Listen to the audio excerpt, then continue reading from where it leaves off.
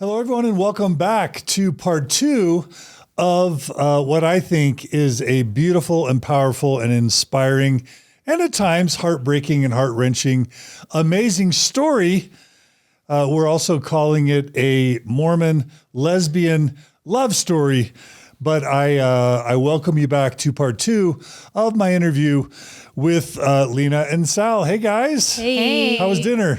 Oh, delicious. Was Kara a good host? The best. Of course. We're besties already. All right. Yeah. Well, for those of you who did not join us for part one, pause this, go back and listen to or watch part one, and then join us now. But just as a quick recap, we just spent several really good hours with Lena and Sal talking about, in Sal's case, being raised a member of the Church of Jesus Christ of Latter-day Saints, knowing that she was different in high school, wondering about her attractions, but doubling down in the Mormon thing, getting being a super high achieving Mormon, ending up getting married in a Mormon temple, and doing the traditional Mormon thing, and struggling with that because she discovered that maybe her attractions to her husband weren't kind of what she thought. But she had 3 kids with him. And when we left off, they were living in California, doing their best to enjoy their life as an Orthodox Mormon couple with some things on the shelf, let's just say. And of course, we also went on a wonderful journey with Lena, talking about her being raised as a Catholic, first in California, but then in Vegas, and how a friend's automobile accident and death led to her joining the Mormon Church, going to Provo, and eventually serving an LDS mission in Italy, where her ancestors are from, and then coming home and marrying her husband, having 4 children with him, but also realizing that she wasn't attracted to her husband like she thought she would be. And so we took both of their stories to the point where they're both in California at the same time. And what you are in store for today is, as part 2 of this epic, beautiful, inspiring story, is how they met and what happened in their lives and how this Mormon lesbian love story happened. And I'm just dying to know, as of where we left off, you're both, by all appearances, Orthodox believing Mormons. You're married to men. And you've got all these kids. So how in the world do you guys end up here together smooching at the end of our last episode? So where should we begin? This is the fun part right here. Yeah. We're excited for this part. Yeah. Yeah. And of course, we're joined by the one, the only, the amazing Kara Burrell. Oh, yes. My co-host. I am here. Yes, Hey, Kara. indeed. Hi. I had a wonderful dinner with these ladies and then hid from the rain in my car for about 30 minutes as well. So I have been speaking with them all day, and I can't wait to get into this part, because at dinner, it's really difficult because I'm like, no, don't tell me that yet. I need to save it for the podcast. Yeah. So I'm really excited to finally get into this. Me too. All right. So where does this love story begin? Well, in 2017, so this is a 4 years ago. yeah, in 2017, before she moved to California, is when my faith transition happened. So my ex-husband, Shane, he heard something about Joseph Smith and polygamy that he didn't know. And just one day randomly. And I don't think he told me about that right away, but he heard it and he wanted to know, like, oh, that's weird. I want to look into that. So he did. And as we know what happens when you do that, when you look for some truth, it never ends up being taken care of, you know? And just to be clear to our non-Mormon listeners, he had been raised Mormon his whole life. Utah Mormon boy. And probably multi-generational. And yet, at what age? Yeah, he was like 35. The Mormon bubble is so strong that you can get to the age of 35 or 40 or even 50 or 60 and not know some of the basics about Mormon church history, including about the founder, Joseph Smith. So your husband learns what about Joseph We Smith? didn't know anything. Now that I know everything, I know that I didn't know much. What did he learn about Joseph Smith? He learned about the polygamy. What about He it? went deep into how polygamy began and Fanny Alger, like Joseph Smith's affair with their nanny and getting caught in the barn. And then all the details of him lying to Emma and marrying other people's wives. Excommunicating Oliver Cowdery when Oliver Cowdery called him on his adulterous affair. Yes, He kicks him absolutely. out. Yep. And all his wives. And he ends up having 30 to 40 wives, so many that we don't know the number. Right. And lying and hiding it from the members and from his wife. And so this really messed him up. He didn't tell me a lot. He was very careful because he knew how conservative, like how indoctrinated and committed I was to the church. So when one of the bishopric members, I asked, are you going to give Shane a new calling? Like, how was the interview that you had with Shane? And he's like, and he got super awkward with me. And I was like, uh-oh, there's something going on that I don't know about. What went through your mind?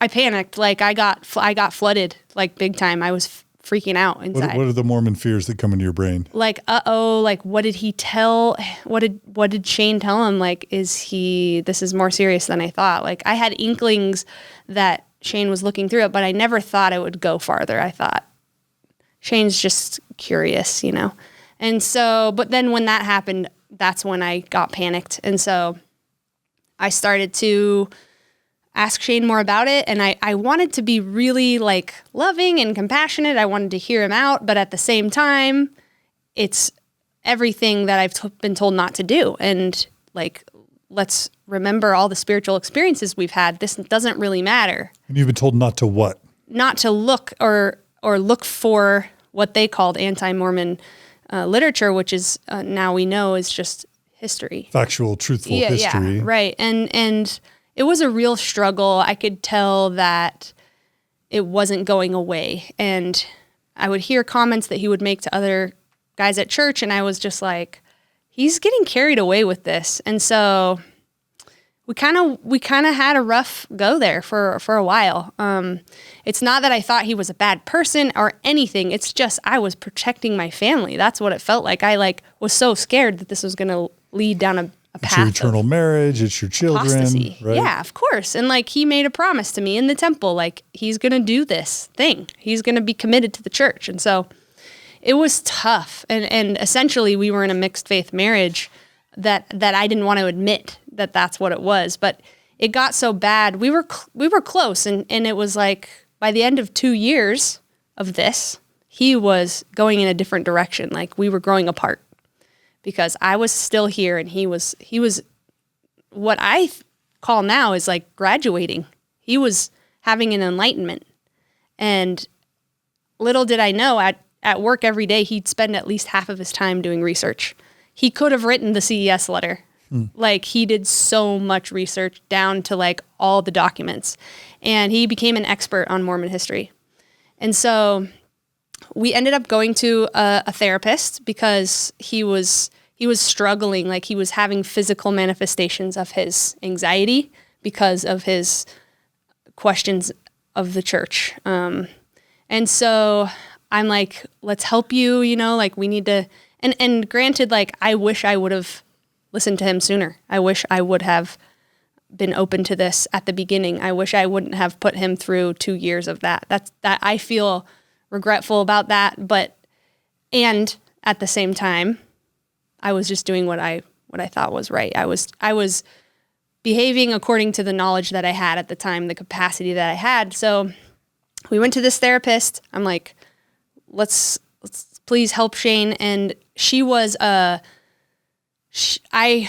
was recommended her because she was a nuanced Mormon. That's what I thought she was. She still identified as Mormon. So anyway, I thought she could work with both of us. It would work for us. So Shane worked with her for a while and then she wanted to see me. So I went in and talked to the therapist after she had gotten to know Shane. And she said, he just needs to hear you. He just needs you to hear him. He wants to be talking to you and not me about this stuff. You are his partner. He doesn't want to go through this without you. And so I really felt that, and I took it to heart. And about 2 weeks later, after like some internal struggling with that, I decided, I remember like being like, fine, you think I'm not listening to you? Like, what do you mean I'm not listening to you? Like, okay, whatever, I'll read it. Like, set up a podcast playlist, I'll listen to it. So I just like, with frustration, like knowing that it wasn't working how I was trying to make it work, after 2 years of not agreeing to look at anything or read anything or listen to anything, I said, give it all to me. And I just have to say, as someone who, has been a therapist or a coach to mixed faith couples, this is a very excruciating time for both, because I'm hearing, were terrified that if you started learning, the factual Mormon church history, it could destroy your eternal family and ruin your family and your marriage. Mm-hmm. He, on the other hand, has lost his belief likely, yet he's going a year or two not being able to talk about it with the person that he supposedly loves most and should feel safest with. Yeah. And, you do that for a month and then 6 months and then a year and then a couple of years. You can grow apart and start either self-medicating because that's so disturbing to not be able to talk to your loved one, or you can start finding comfort or a listening ear somewhere else, and that can also be damaging to the marriage. Yeah. And so this is a really sketchy, perilous time, and it's something that like Presbyterians or Catholics or Lutherans aren't going to get. They're not going to get, wait, why would spouse A not want to tell spouse B everything? Yeah. But that's what high demand religions do. They make you terrified that if you're honest with your spouse, they will divorce you and take the kids. And that's not fiction. That happens every week in Mormonism. Somewhere in the world, a spouse leaves their spouse because they lost their faith in the church. Yeah. Yep. Thank you for that validation. That's definitely the case for us. I never wanted to like admit it to myself. It's similar to like the whole not admitting my feelings about everything with my sexuality. I didn't want to admit that I was in a mixed faith marriage or that he didn't believe. I was like shoving that away. I'm like, no, he's fine. He still believes, like it's fine, but he didn't. And, he was tortured.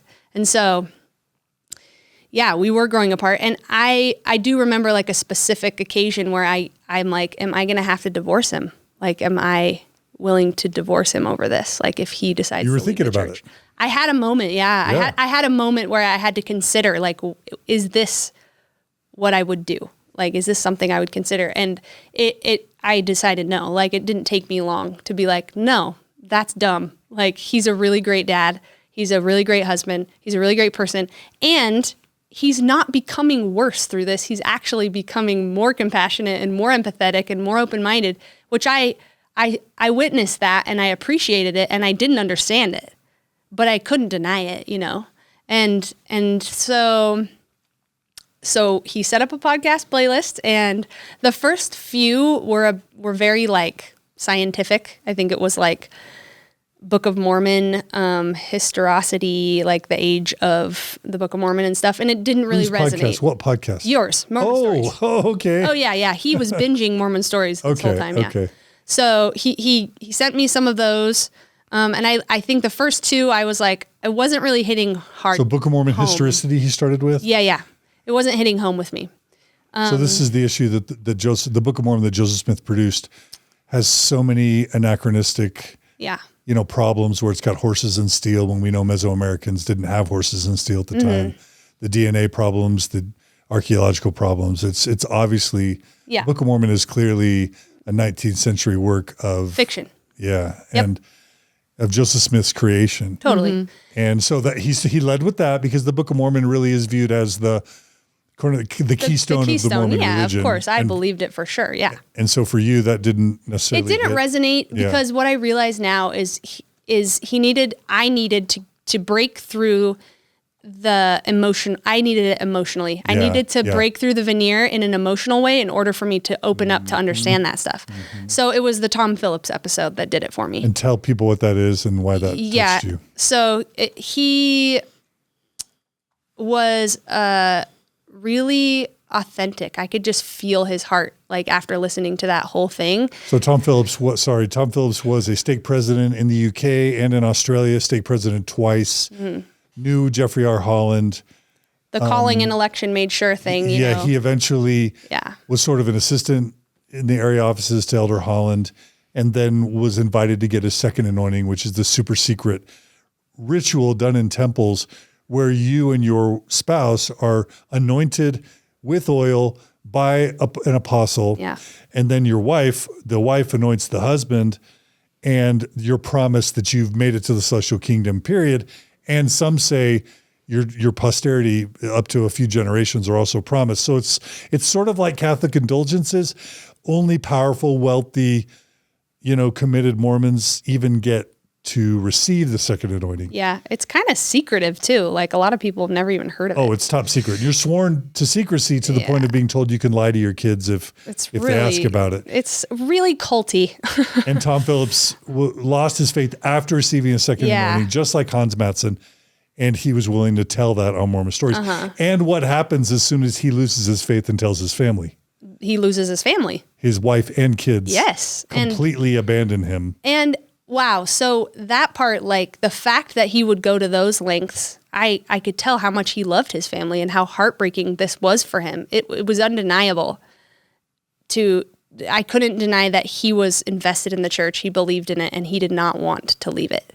And that was hitting me really hard. And it broke through that veneer. It was like, okay, that something shifted and that's enough for me to have an open mind. I said, I will now consider that this might not be what I thought it was after listening to that. And then so it emotionally reached an emotional connection there. It's definitely top 1 or 2 Mormon Stories episodes of all time. So if you haven't watched that episode, finish this one and then go watch that one. Yeah. It was. We'll put a link to it. It was great. So thank you for that. Oh yeah. Thanks to Tom. And then, I just freaking got into it. And he said, I was thinking about compiling all of my research over the last 2 years and putting it into a document for you. And then I found this letter that's called A Letter to My Wife. And it's essentially the CS letter, but in a more tender-hearted, less, aggressive way. And he appreciated that, and he knew I would appreciate that. It was a little softer, and basically it was everything that in every part of the church that there were problems, and I remember calling him at work after I had finished it, and I was like, he's like, how do you feel? And I'm like, I'm devastated. I'm scared. Like, I can't believe this. What were the things in Letter to My Wife that were most important to you? Yeah. 2 things. It was the Book of Mormon. What about it? The anachronisms and the map. The map thing blew my mind. Like how he created the Book of Mormon geography exactly the same as his town. Kind of upstate New York. Yes. And the names were very similar. So many names overlapping. The same names. Yeah. And then the first vision was a story that his dad told. Or not the first vision, the Nephi. Lehi's dream. Lehi's dream was a story that his dad told all the time. Right. And like these things, it was so obvious once I was shown this information, and I felt like an idiot. But like that was very clear to me, and it broke my heart, but I couldn't deny it. I was a black and white believer. I'm like, I didn't have this information. If I did, I wouldn't believe this book is true. And so I can no longer believe it's true. Like my brain would not allow me to continue to believe it once I read the information. So many believing spouses are either not willing at all to read the stuff, or when they do, they put up their walls, use their mental gymnastics. They sort of use not selective reasoning or confirmation bias, and they just discredit what they're reading, and then it just causes contention. What was it that, one, made you willing to read when others aren't, and 2, made you open to the information when others just employ confirmation bias to dismiss it? So hindsight, I was kind of transitioning. I was making movements as he was going through it, because I became more tolerant of his ideas. I listened little by little, and I was going through a transition without knowing it as he was. I didn't have the information yet. So I was preparing and becoming more open and tolerant of different ideas, becoming more of like a progressive Mormon by the time I read it. The reason why I was willing to read it is because of my marriage. I read it for him, for us. And what got me to open myself up to the possibility was the Tom Phillips episode. Mm-hmm. Yeah. So. Well, that's real love. I mean, that's real love that you're willing to do that, because a lot aren't. Yeah. I wrestled with that, and it's all real. Like I wasn't going anywhere. I wasn't willing to do that. So, the other part that really hit me was the section about spiritual experiences, because we all have to reevaluate what those mean, because they're real, and how do you explain those away? How do you rationalize that? So there's this video on YouTube, I'm sure you've seen it, and it's like making sense of all that and shows videos of like our LDS members bearing their testimonies that the church is true, and it sounds exactly the same as Mormons and other churches and other cults and everything. And I was just like listening to that and watching it, and my mind was just like blown, and it was like my stomach sank to the ground. My heart was just like beating so hard. It was an out-of-body experience to watch that video. Like, it's a super powerful video, It because is. you realize that whether you're Muslim, Hindu, Yeah. Mormon, Buddhist, fundamentalist, I just happened to be born. evangelical Christian, Jehovah's Witness, it Yeah. doesn't matter. Everyone feels the emotions and believes that their church is true. Right. So then it begs the question, why are you any different? What makes your truth true and other people's truth false? And you could just say, well, Satan is a good deceiver, right? Yeah. But you realize that No. there's too many similarities. It's just like I couldn't deny what I was seeing with my eyes. That would be like the way I described it to my mom actually was I saw Santa Claus. Like I saw my dad put on the Santa Claus suit and go and put the presents down under the tree, and then and then that would be like saying that I didn't see it. Like, oh no, that was a figment of my imagination. It literally was so clear to me. There was no way I was going to deny that this information wasn't relevant. You know, it was very clear and heartbreaking. So you were kind of ripe yourself a little bit. Like ready? You were a little bit ripe. Yeah, like I said, like Yeah. I think my subconscious mind was preparing itself, because he was, going that way. I was, organizing myself. But it was still really traumatic, and it felt fast at the same time, because I'm a black and white thinker. Like one day it's true, one day it's not true. I remember reading Shane giving me this book, Navigating Mormon Faith Crisis by Thomas McConkie. Is that his name? Mm-hmm. And I didn't understand it before my realization that the church wasn't what I thought it was. It was like Chinese. It didn't make any sense to me. Then I had this experience. My brain like changed or something, because 2 days later I opened it and I was like, this is the best thing ever. Like it all made sense. It was all so helpful and really cool to read.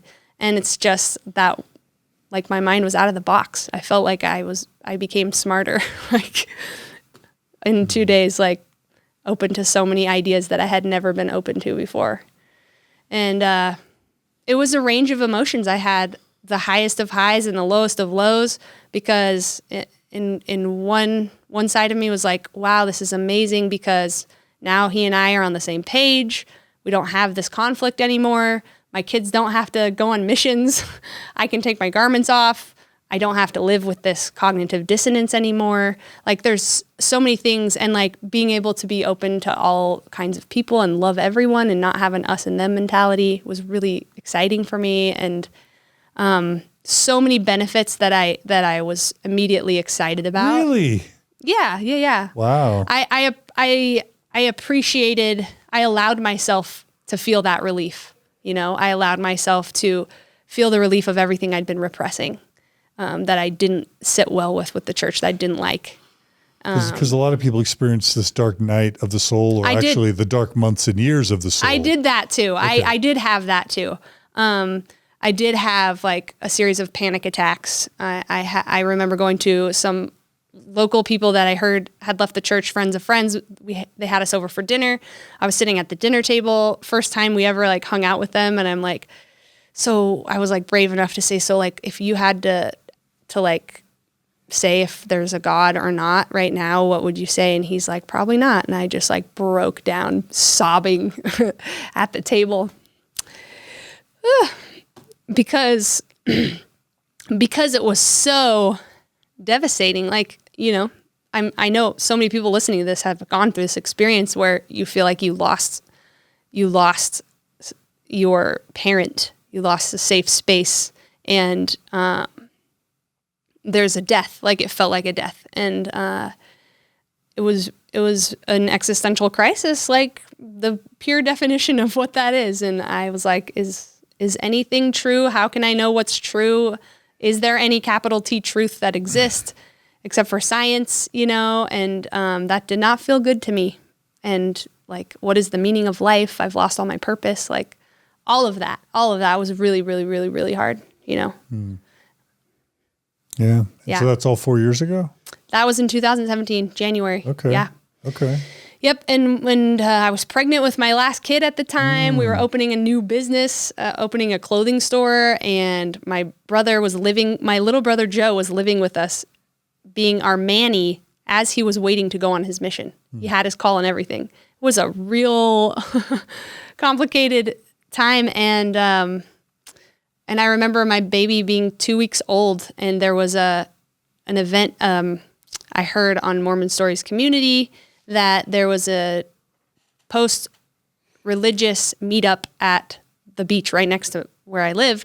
They have it semi-annually, and I'm like, we're going to that. Like, I need to connect with other people so I can feel supported. I knew I needed that community. I was so devastated to lose my community and to be looked at differently, and I needed to know that there was hope outside and that there was hope that it was going to be okay. And so we showed up to that with my 2-week-old baby, and we met some great friends. And they were local, and that opened us up to like a smallish community of ex-Mormons, and they were relatively fresh out, so they could hold space and really like help me through that, and I'm really thankful for that. And also I had my husband, which was amazing. At this point, you hadn't left the church yet. You were just exploring making friends, right?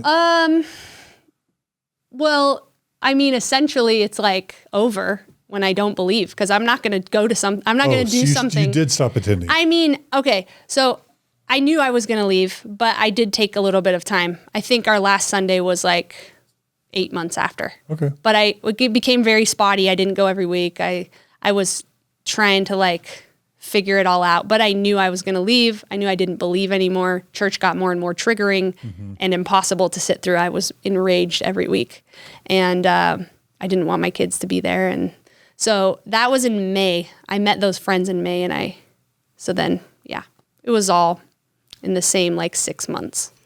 Okay. Yeah. So now I'm wondering how in the world you met Lena. Yeah.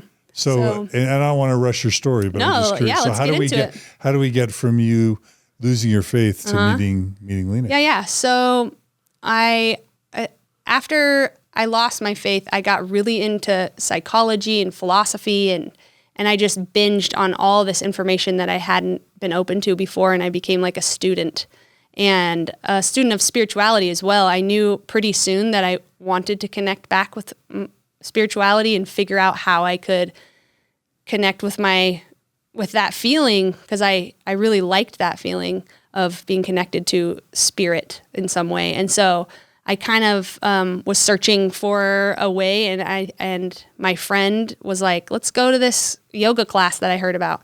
She went and she like couldn't stop talking about it. It was Kundalini yoga, which is like a spiritual kind of yoga where you do mantras and movements, and you know, it's all about vibrational frequencies.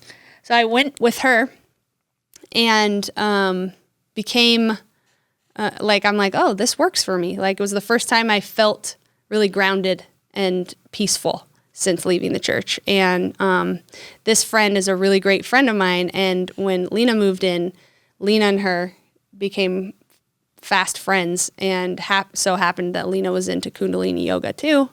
And lots of reasons that she wanted to connect us. She was like, "You're going to love my new friend." And I'm like, "I don't want to meet her. She's Mormon. Like, why? I don't want to have more Mormon friends." So I was resistant to hanging out with Lena for sure, because she was still active. And my friend was like borderline. I knew she was going to leave. And so I trusted her. But still, yeah, I was resistant to meeting Lena. But do you want to talk? Yeah. Well, she's saying that because I saw her first. So she doesn't have a memory of that experience because she didn't see me. Sure, yeah. Well, let's back up. Yeah. You guys moved from the DC area to California. We moved in the summer of 2018. Yes. And the last time we left off with you guys, both of your faiths were cracking because of Prop 8 and LGBTQ issues and worrying about your son. Yeah. Would the church be safe for him? So when you moved to California, what's your relationship with the church? We both had decided, like, let's not go. We're going to give it a nice pause. It doesn't seem like the right space for our family. And then I think we were there for like 2 weeks, and I don't know, I caved. I was like, I just want a friend. Mm-hmm. Like, I just want, you get that every time you move, you get a bunch of new friends. And I was going to find one person who was, on the peripheral and could see me and understand my family. And I just wanted one friend, And so that's what happened. I made really good friends with a couple of the people who are best friends with Sally, and they both were persistent in telling me that I needed to meet her, and that they thought was this we would when hit you it were off. recently moved? Yes, Okay. very recently. Oh, okay. Yeah, so I'd been there just a couple of months before I saw her. She didn't really sit down and talk to me until December, but the beginning of October, she had recently shaved her head. You guys are smiling. Why are you smiling? This is the start of the love story. It makes us fun. giddy. What about all the dark, sad stuff? I know. Nah. But it was really interesting because I had these little moments in Washington, D.C. where I had recognized attraction and then repressed it. To women. Yes. And it was like these little whispers, but it kept getting louder. And every time it got louder, I'd repress it further down, And so I went to pick my kids up from school like the first week of October, and it's chilly, and I've got my coat, and I'm getting out of the car, and I'm like not really paying attention to anything, but I could feel this energy that was getting stronger and stronger the more I got closer to the school. And there was this fence that she was propped up against with her bike looking for her daughter coming out. At the time, I didn't know she was looking for her daughter. I just saw this woman with a shaved head in a pink velour tracksuit and one leg propped up on one of the pedals. And then she had like a little carriage in the back with sleeping children. And it just hit me. Like, I remember walking and like raising my eyes, when you just, everything kind of slows down. Like everything slowed down really slow. And I saw her, and I just like it took my breath away. And I had like real emotions fast. Like, I just cried, I could feel. You cried? I did. Yeah. I was at that point where I was broken down. Like, my soul was ready for surrender, and seeing her and seeing everything that she was and what she represented to me in that moment was a mere reflection of what I did not have. In her energetic space or whatever, I felt this confidence and this, I don't know, just like a very relaxed, joyful, free person. Yeah. And I was not that. I saw this sad, lonely, repressed housewife in this mere reflection of myself. And so as I like turned through to go through the chain link fence, she stayed there. And so she was behind me. And that's when like the tears started coming down. You literally cried. I literally cried. She's an empath. She's very like in touch with all of that. And I, as I was walking to my kids' class to pick them up, like my intuition, like very loud and clear said, if I could be so lucky. Those words. To what? To myself. That's what my body said to me. Like, if I could be so lucky. You could have someone like her. Have someone like Sal. Yeah. Like that was crystal clear in my mind. And I can't forget that moment. You know, it's like it happened to me. It wasn't something I was thinking. It was a voice beneath my thoughts. You know, it's the soul part of me that's like leading the whole time, but the ego's covering it up, you know?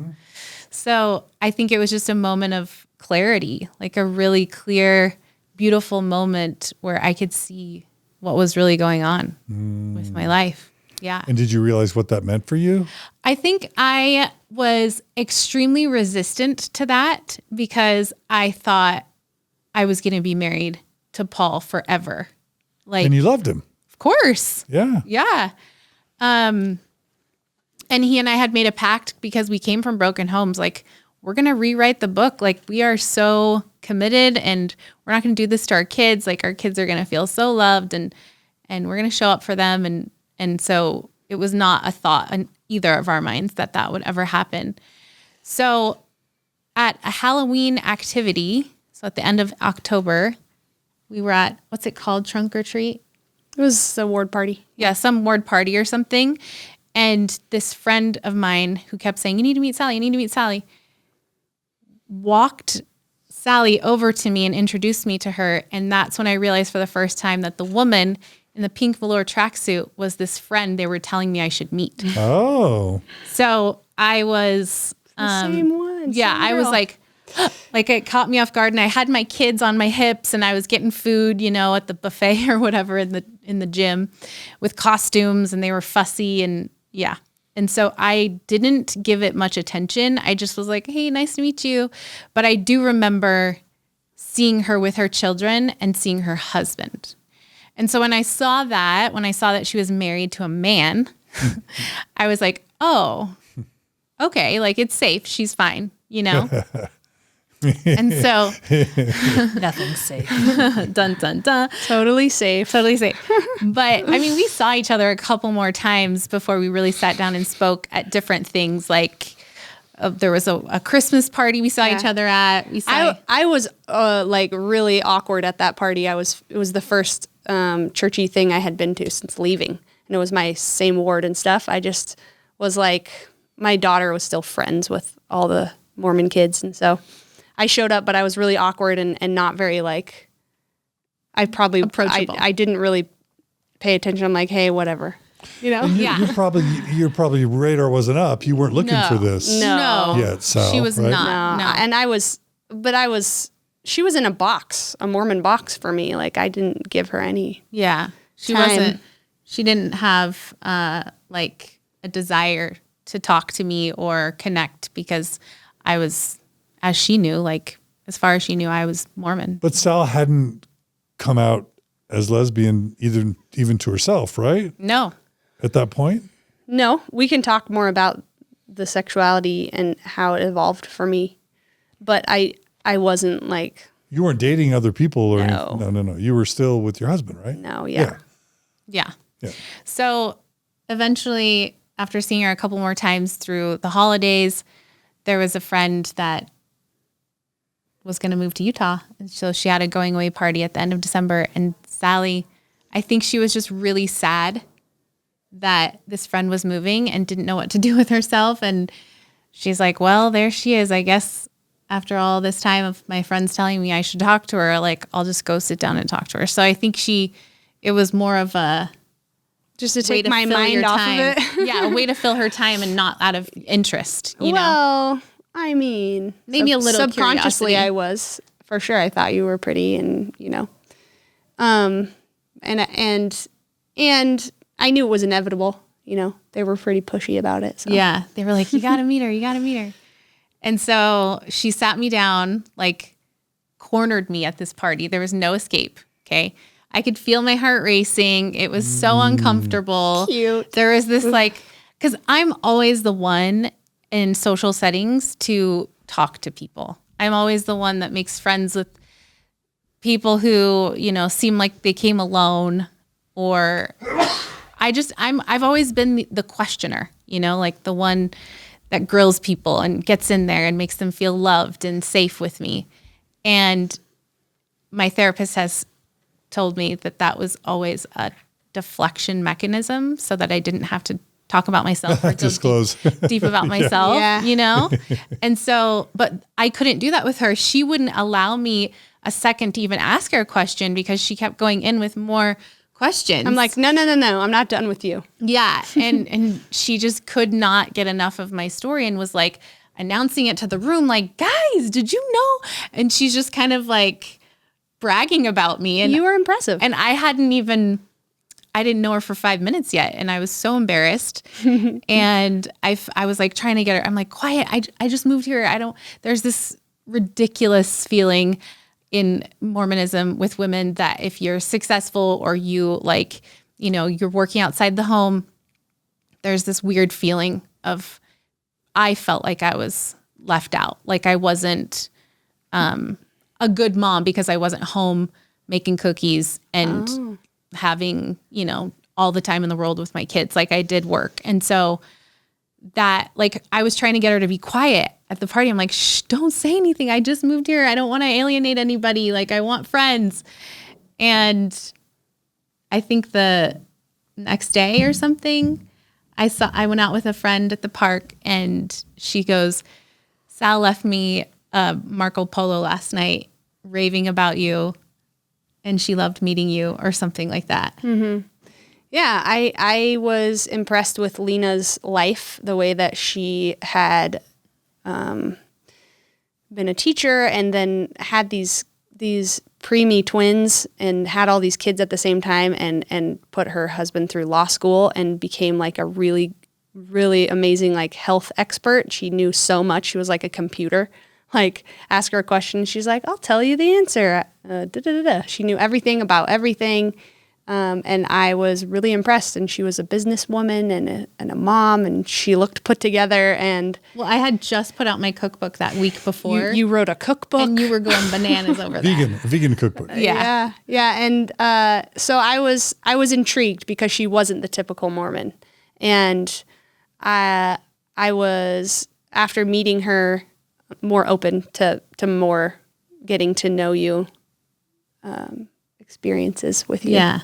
So shortly after that, she started to come to... And there was a very energetic magnetism between us. So you felt that Oh, night yeah, for sure. I was like smitten. Like we made eye contact and I was just like, I could tell you were having butterflies, and I liked making you feel that way. And I was definitely drawn to you too. Yeah. You were really pretty.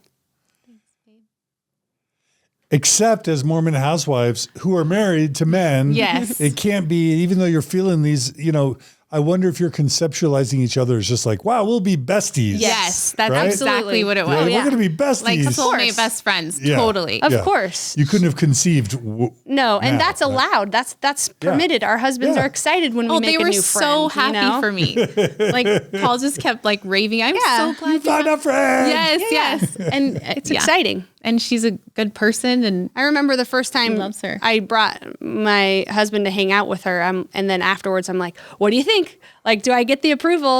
Like from the husband because I really want you to like her because I like her a lot.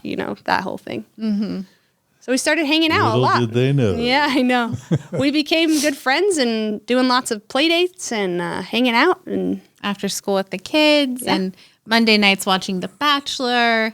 Together? I haven't watched it since that episode or no that time for season. that anymore. But And I was like a faithful Bachelor watcher for so many years. life has changed a lot. And now I don't watch TV.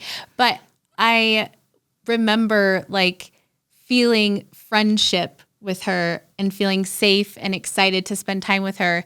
And I repressed my sexuality. Like I I liked her too much as a person to sacrifice our friendship by like allowing myself to feel feelings. Does that make sense? Yeah.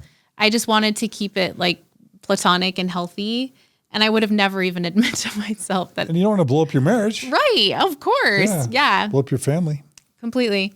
So we introduced our families to each other, and I made pizza for her family one night, and that's the first night. This is the first time you ever gave me a hug, right? Yeah.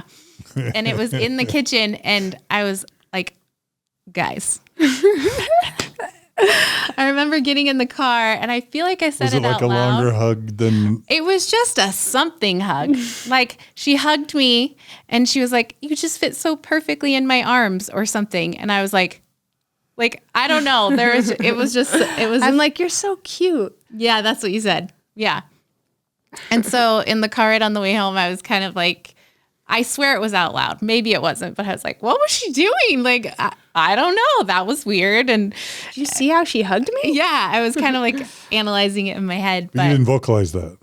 I feel like I did, but maybe I didn't. And if I did, I'm sure Paul was like, oh, whatever. But you weren't weirded out. I wasn't weirded out. You were into it. Yeah.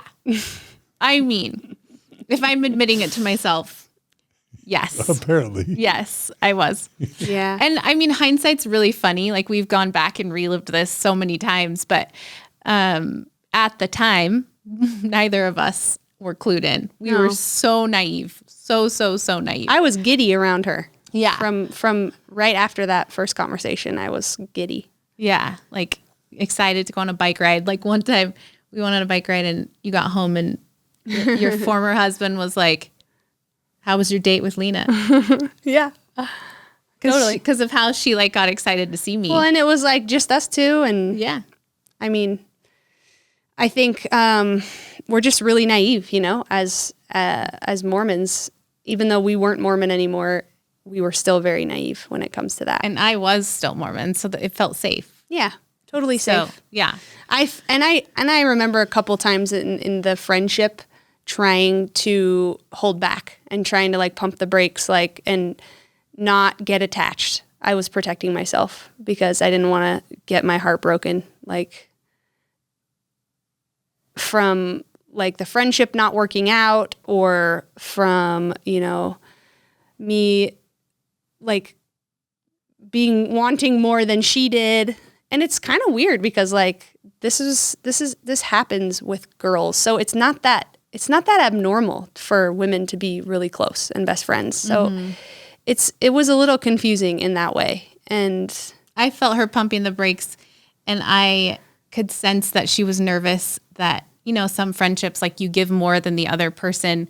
And so it doesn't feel like equal, but I was just as excited and just as like giddy. And it was very mutual. We were like, I was in Italy at the Rome temple dedication, and I'm Marco following her from the temple square in Rome. And I'm like, look at all this cool architecture. And I'm telling her all these fun stories about Michelangelo and stuff. And like, I was never, ever trying to push the church on you ever. I hope you feel, that, right?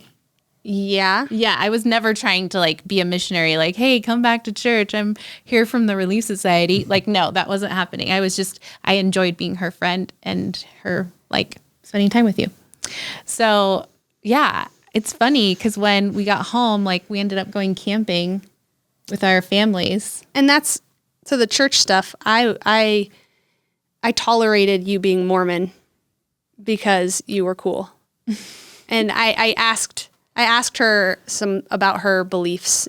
She was very different than your average Mormon. She didn't have like normal straight like TBM beliefs. And so I would like throw stuff in every once in a while, like, but what about this? Like drop little truth bombs. Yeah. Truth bombs. You didn't ever pressure me or anything. It was more like she just awkward. Asked a question that I had to go home and think about. Yeah. That I had never thought about before, And honestly, like I did not leave the church because of the truth claims. So just so everyone knows that. That came after. That came later. But yeah, so when we went camping with our families, we had a blast. Like we got there. You didn't think I was going to say yes when you invited us. We got there and pitched our tent and we were all excited. And we had way more fun with each other than we did with our spouses. Like we were just like hanging out together and hiking and doing all sorts of fun stuff. What's that called? Four-wheeling? Four-wheeling? Was it four-wheeling? Yeah. Three-wheeling?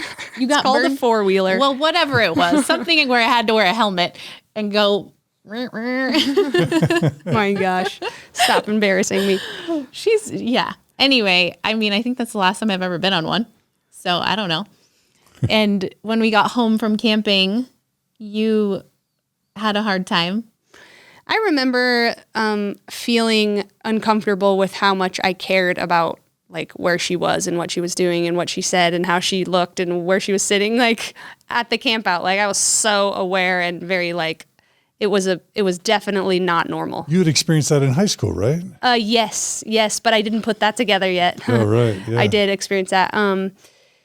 I was very, I was a little bit like obsessed I'm not choosing to feel this way. I'm like, this is not comfortable. So I got home. Developing a crush. Yeah. And most of us have been through I know. We didn't know this is because it never happened first before. time at this age. So I got home and I was like, trying to pump the brakes again. I'm trying to protect myself. So I'm like, I'm not going to contact her for a few days because that's weird to hang out so much. And so We just got home from camping. yeah. And as soon as I put that like restriction on myself, I became even more obsessed, you know? Don't think of the pink elephant. Yeah, exactly. And I'm at this point regularly meditating, reading Eckhart Tolle, becoming very aware of myself and not in self-denial. And so my mind is much more open. And rewind to right after we left the church, I told my husband like pretty soon after, like, I'm not grossed out by the idea of being with a woman. I probably would have tried that if I wasn't Mormon. Like I told him that and I was nervous, but like, it wasn't a big deal. It was just like, oh yeah, cool. He liked it. He was like, cool, you know? Yeah, like totally. So it was, You're laughing too hard, John. I was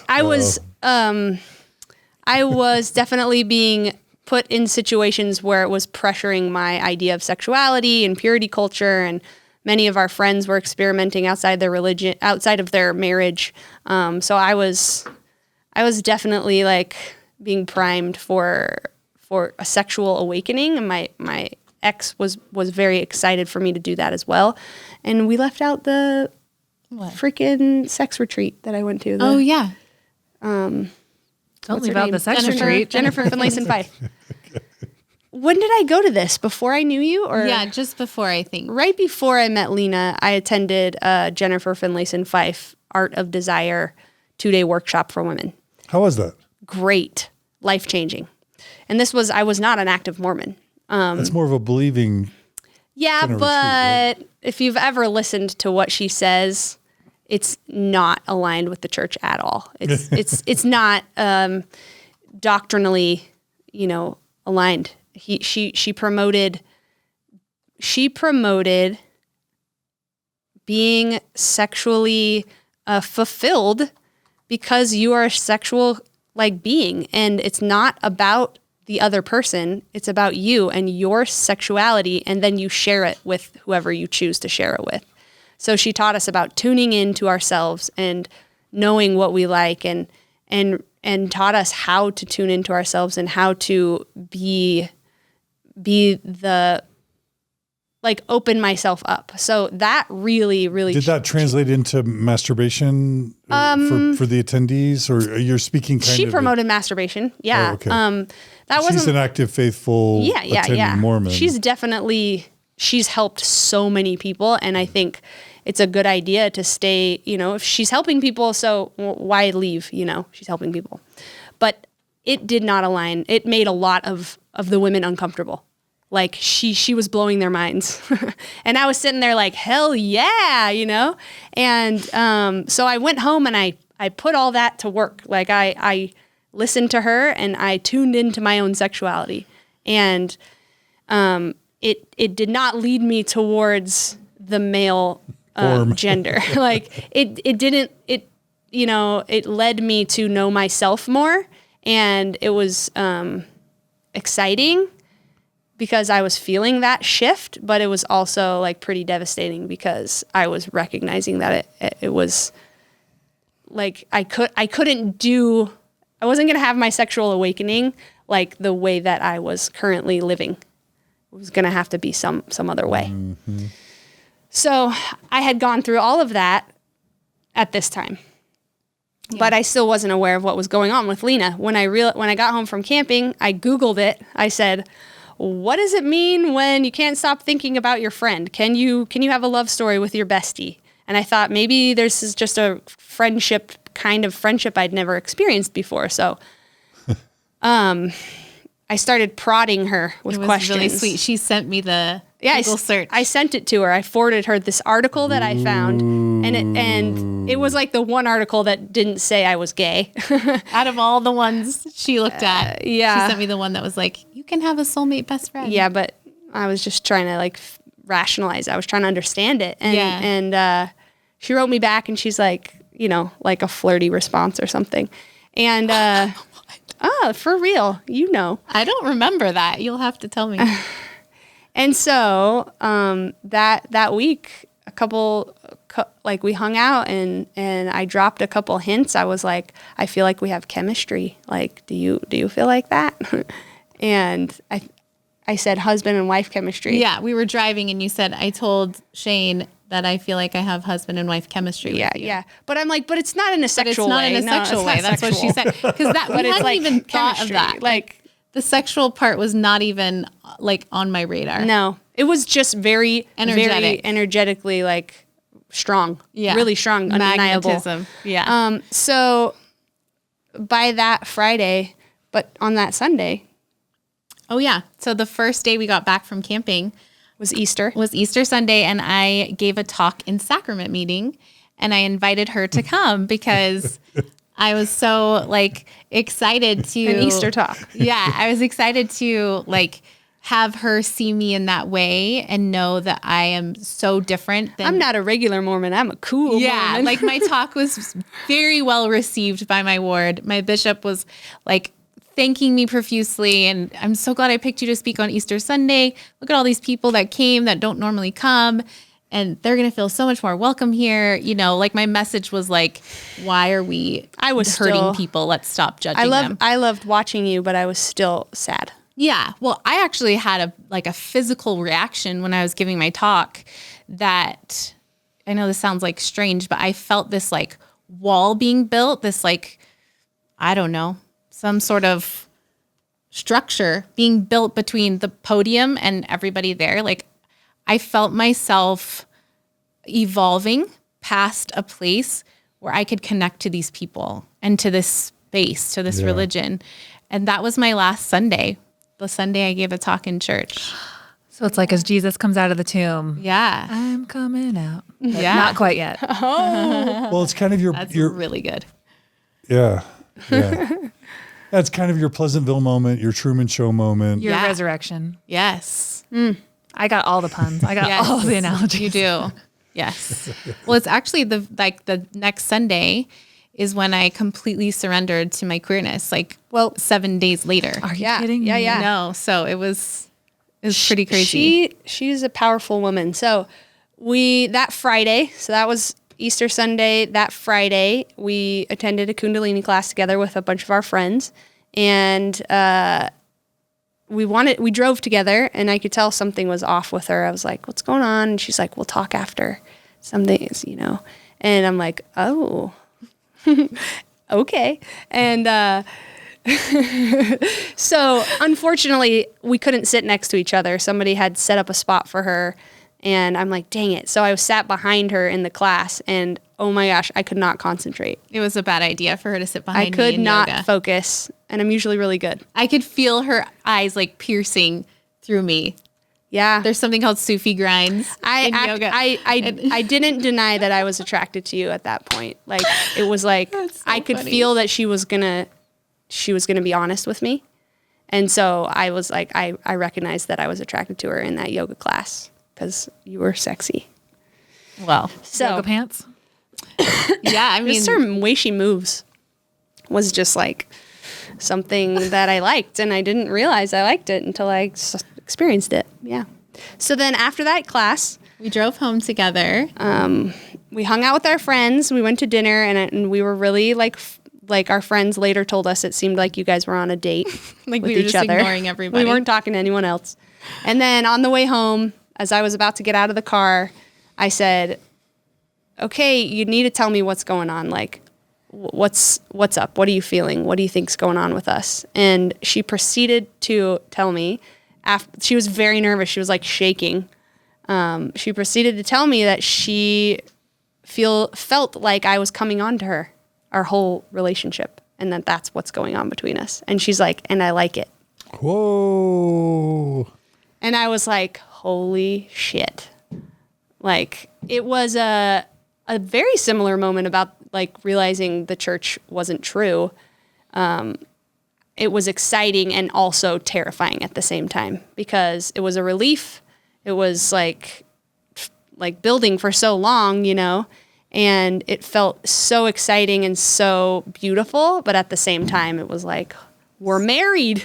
Simultaneously, Two men. extremely Yeah. painful for me. So painful. With That's children. why I was shaking so much. And like, we kind of skipped through that week. There were other things that week that happened where I like tried to play it off. I was getting upset with her for pushing the issue because I knew that would mean the end of our friendship. And I was tore up about that. Yeah. You know, I liked spending time with her and I just wanted her to calm the F down. Chill the F down. Yes. Don't Yeah. ruin a good thing. Yes, exactly. And so when this conversation happened, It was so intense for me, though, that I knew I couldn't keep going like it was. right. It was too obvious. It was too obvious that there was something up. Yeah. So I couldn't continue like that. I respect that. Yeah.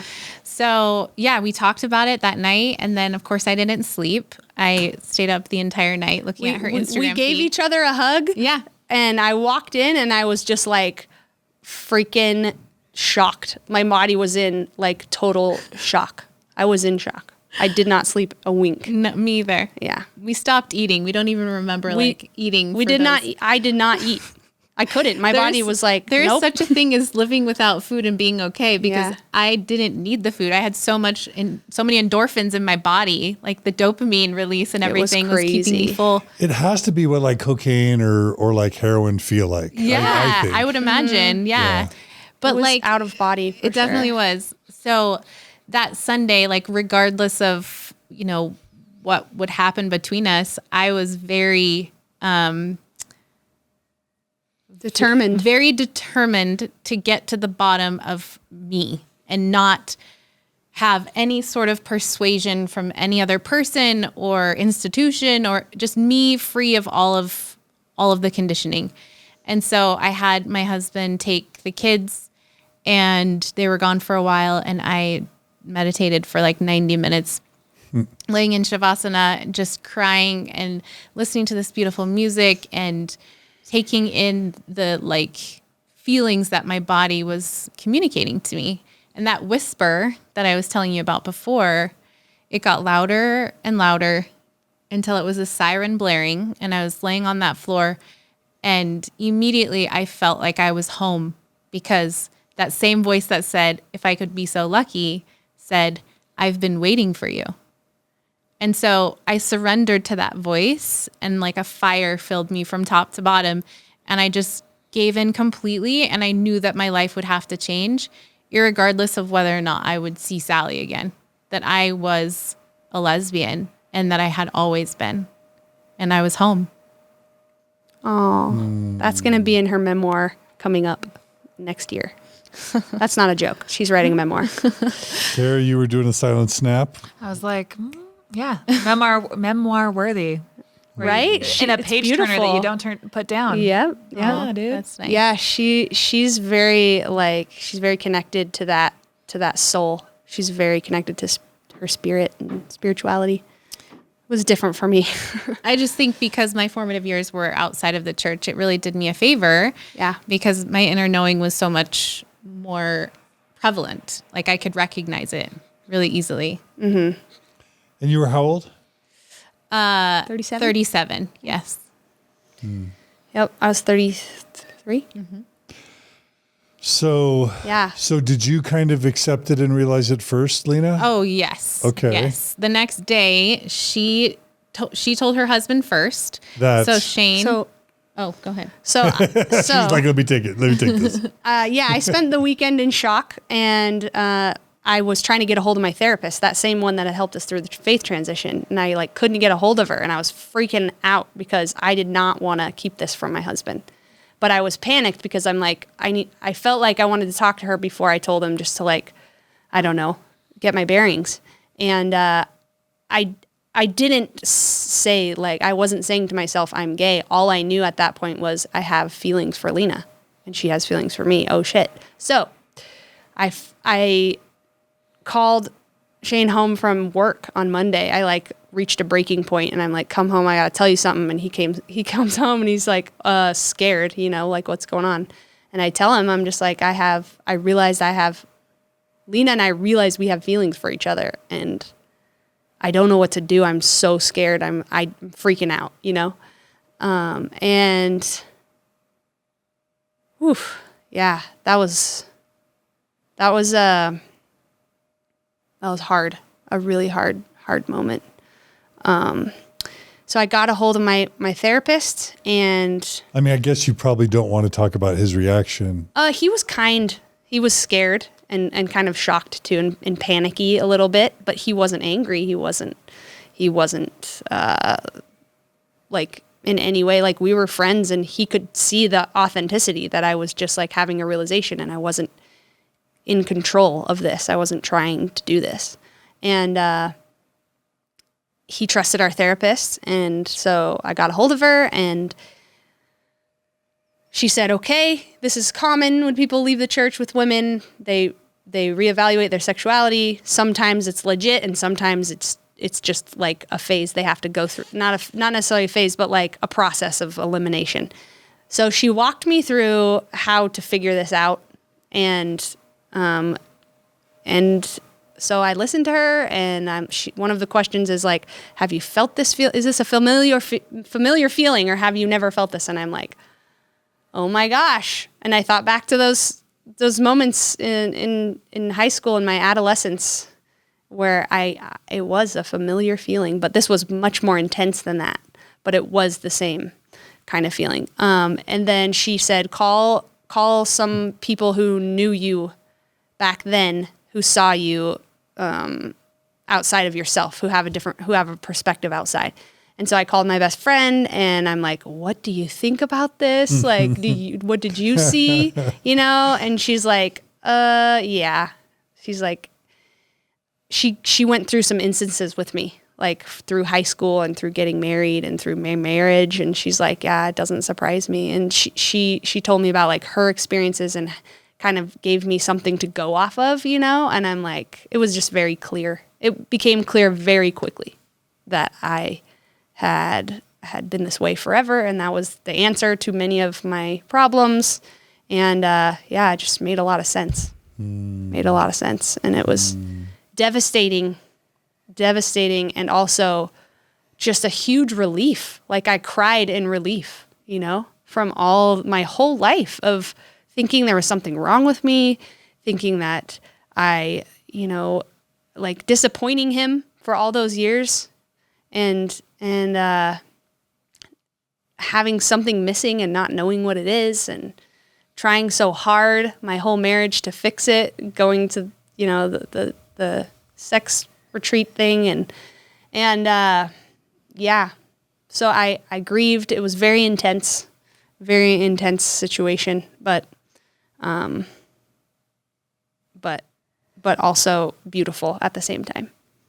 Yeah, and I wanted to give her space to connect with her husband, and what I thought was that they would heal and that they would work through whatever it is they needed to work through. And so... Did you talk to your husband? Soon after. It was a week after. My situation with my husband was a little bit different, and I was concerned how he would take it, and I was afraid. I just was really afraid to hurt him, and I didn't know, like they had already left the church and they were really open about stuff. And my ex and I were still going to church, and it was going to be a blindside big time. Yeah. And so I went to therapy a couple of times that week before just to get help on how to talk to him about it. And that helped a lot, actually. But we went a period of time without speaking, Sal and I felt really good about that. I wanted to honor her time that she was spending with her family and figuring out what they were going to do. And I assumed that we would no longer be friends. That was my assumption that week.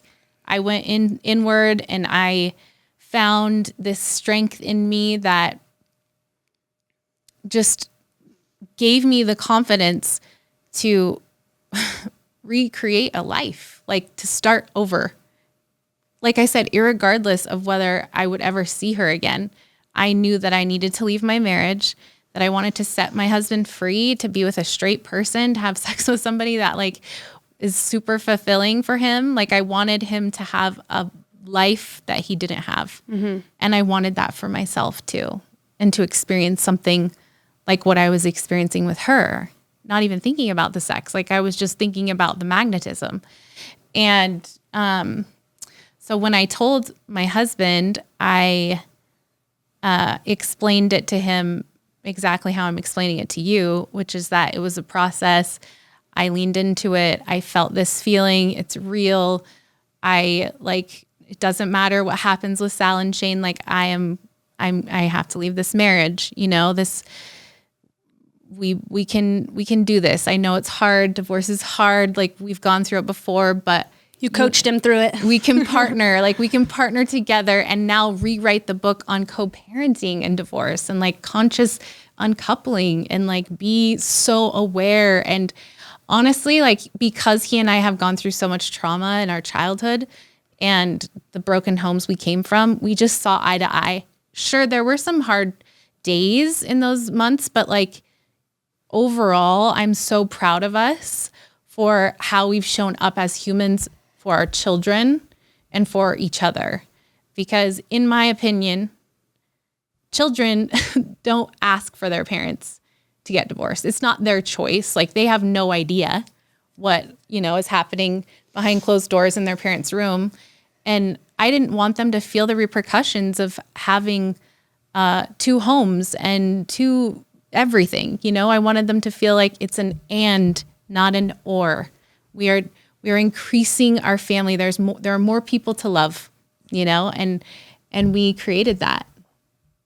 Well, yeah. I guess I fast forwarded. Sorry, that was too fast. But during that week that we weren't talking is when I told my husband. Yeah. Yeah. And I think that the fact that you guys came from divorce colored your experience, and he was heartbroken, but also like loving. Also just like, well, this is happening. This is a situation I'm in. So let's handle this, So I can imagine a spouse, a straight spouse, feeling angry, like, and this is how I've often conceptualized it. When a man starts having feelings for someone else, mm-hmm. that it feels to the other spouse, it feels like betrayal. It feels like that person's trying to ruin our marriage. That person's a threat. Mm. They're undermining the marriage, and mm-hmm. they become the enemy mm-hmm. to the spouse who's not developing feelings. It's like, hey, I could imagine your husband saying, Lena, she's trying to destroy. She's trying to come between us. She's trying to destroy our marriage and getting angry and defensive. Yeah, that never happened. Never. Can you explain that to me? Because I imagine if I loved my spouse, that's what I would have felt. You know what it was, John, is that the most incredible thing happened. We, sorry, heating up over here. Time slowed down truly in that moment because I saw the wheels turning for him. I saw these pieces coming together for him. And it was aha moment after aha moment after aha moment of recognition that I'd been a lesbian our whole relationship. And that's why things never worked. That makes sense. Does that make sense? Makes total sense. Yeah. So he knew it. He knew it. Somewhere in his body, he knew it. He knew For it. sure. So did mine. Yeah. Same thing? Totally. But of course he like had anger and grief and all that. He went through all of that too. It's just that he like found his way back to himself every time. And you held a lot of space for him. You did a great job. Thank you. Handling that, and I applaud you for that for sure. My husband was like we had a handful of like spiritual experiences together through this, like us realizing this and experiencing this thing was big, and he saw me. He saw that this was real for me, and that this wasn't something I was hiding from him, and it was very traumatizing. Though I remember the moment that he asked me, "So does this mean like we're not going to be married anymore?" And I said, "I don't see how we can be," and he just broke down. Like sobbing, fell to the floor. We were at the beach actually, and it's a really, really, really hard thing to go through for me and him. And I just held him, and it was heartbreaking. It was like I was like through that whole thing, I felt like I was being forced to like literally hurt him, like stabbing him with a knife. Like I felt like he was asking me for that, and it was not what I wanted to do. It was so painful to hurt him, so painful to say like, I can't be married to you anymore. And devastating. Yeah. And the reason that we didn't speak for a week is because, we needed to talk and for him to like get his bearings, and it was torture for me. That whole week was it was like every hour was a day and every day was a freaking month. It was insane. Time went slowly when I wasn't with you. It was really hard. And that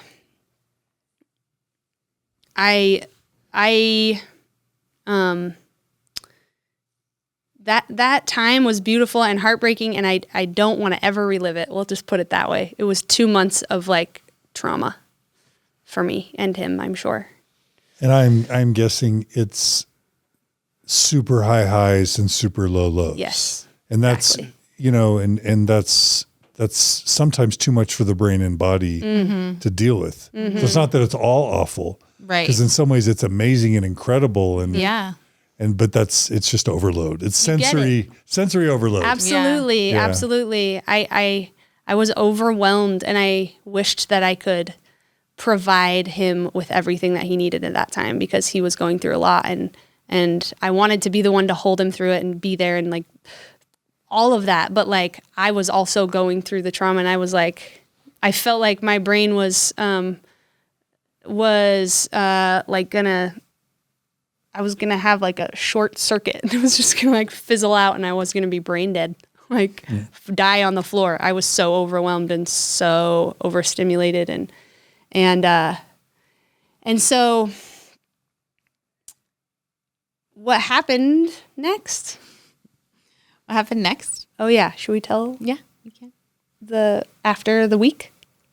Sure. You want to talk about that? Okay. We're dying to know. Okay, so at the end of that week, we're like, I'm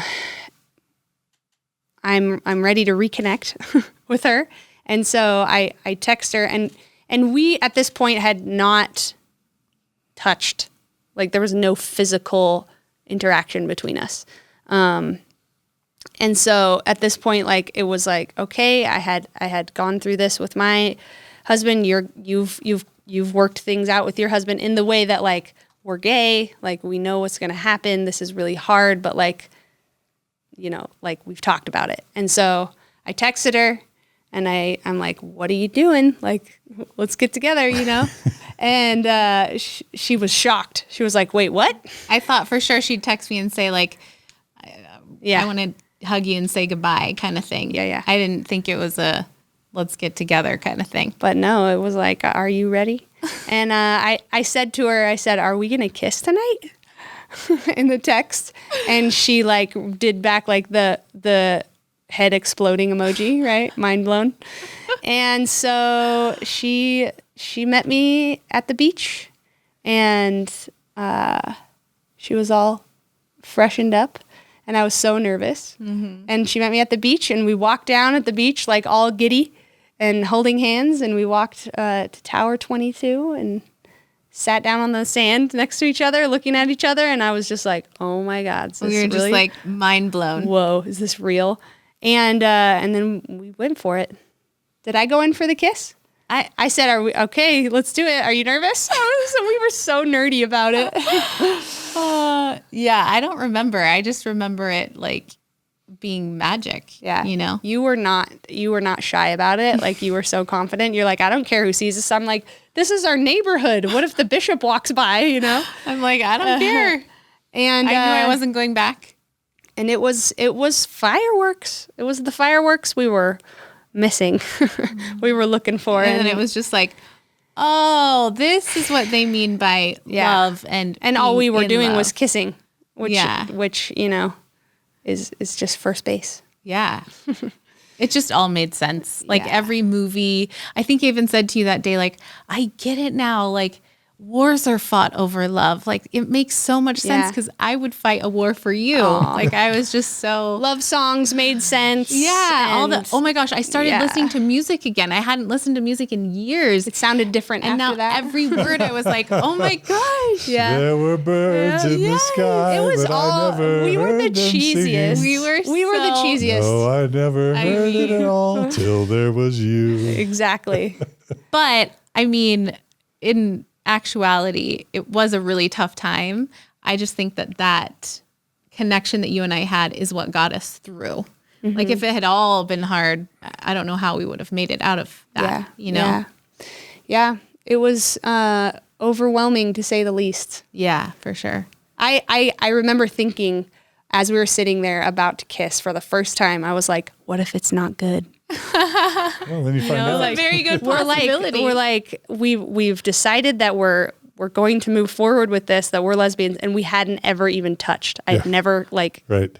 I didn't have any interaction in a sexual way with a woman before. And I think that's testament to how real it was, that this was like our truths, you know. This wasn't about sex. This it wasn't even about each other, really. It was about ourselves and finding ourselves. Yeah, absolutely. And following that and not denying it anymore and not self-betraying. I skipped this part, but I had a panic attack. I had a panic attack that first weekend because I came home from hanging out with friends and my husband, and I took the babysitter home, and I sat in the car for a second, and I just started sobbing because I was feeling the feeling of repressing it, of saying no to moving forward with this, of never seeing her again.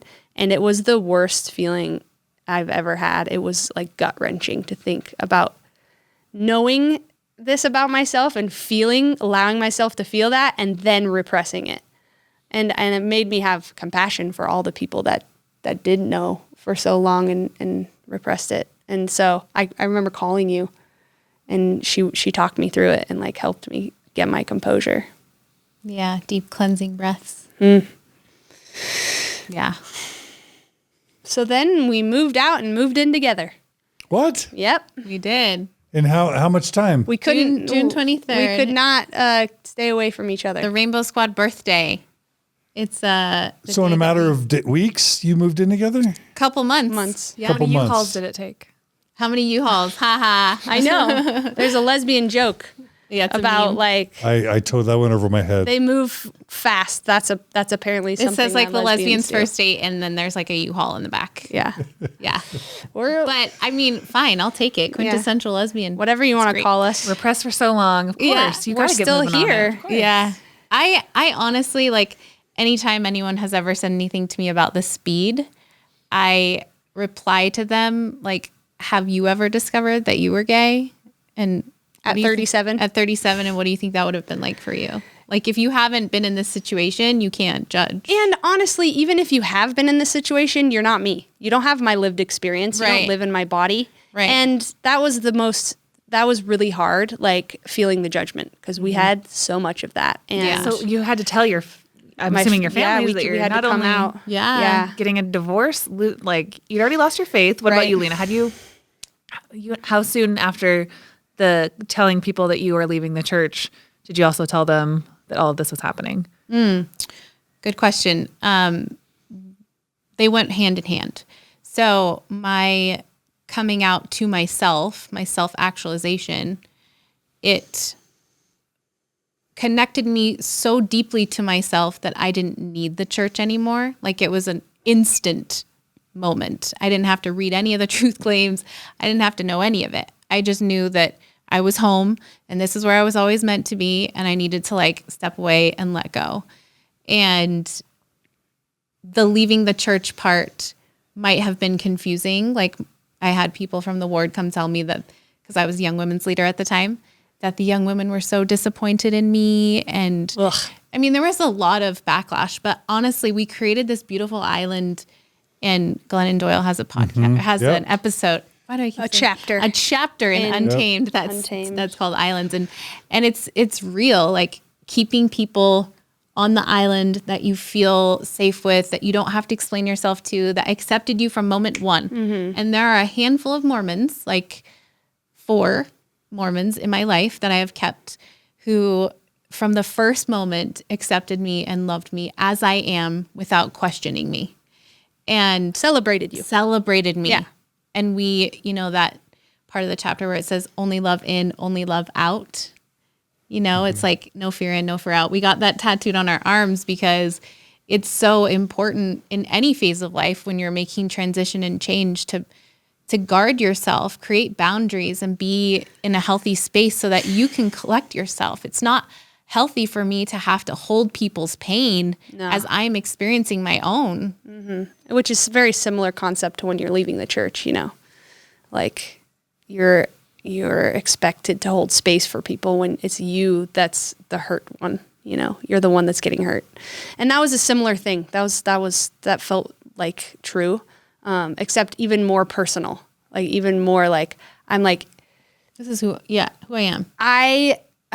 I can't explain this to you because it's unexplainable. You're not experiencing it, so you're not going to get it. And so therefore you cannot judge. You cannot cast any judgment or even ask me any questions. Like even if someone like questioned me even a little bit, I had zero tolerance for that because I was in trauma. I'm like, I got to get through this.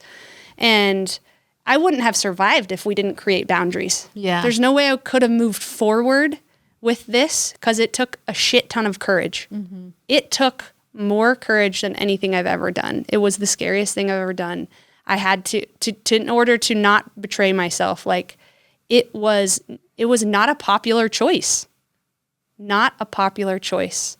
Most people would have, most people thought, who gave you permission to do that? You can't just walk out. You can't just leave. Like, who cares if you're what you like, and had all kinds of judgment. And it was hurtful. Do you mind if I ask you guys a question? Sure. And this is all, I'm going to tell you a quick story that's very personal to me. And then I'm going to ask you the question. Okay. Is that okay? Yeah. Okay. So my oldest sister, Gina, this is like the 5th year anniversary of her death. She died when she was 60. She married a non-Mormon and wasn't active in the church when she married him and had her first kid and then got active in the church, but he never joined. So then she had 3 kids with her husband and spent a long part of her life regretting, I think, that she hadn't married a Mormon or feeling disappointed in her life that he had never ever joined. And then her kids become adults and a couple of the kids leave the church and then one of her kids comes out as gay.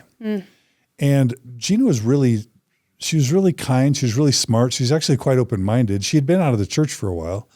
She was always very loving, but I was doing LGBTQ research at the time. And then my nephew's coming out as gay. And so I'm trying to talk to my sister about it. But once she came back to the church, because she had her wayward time, she was all in, kind of like you. Right? So she's all in. Read the Book of Mormon every night.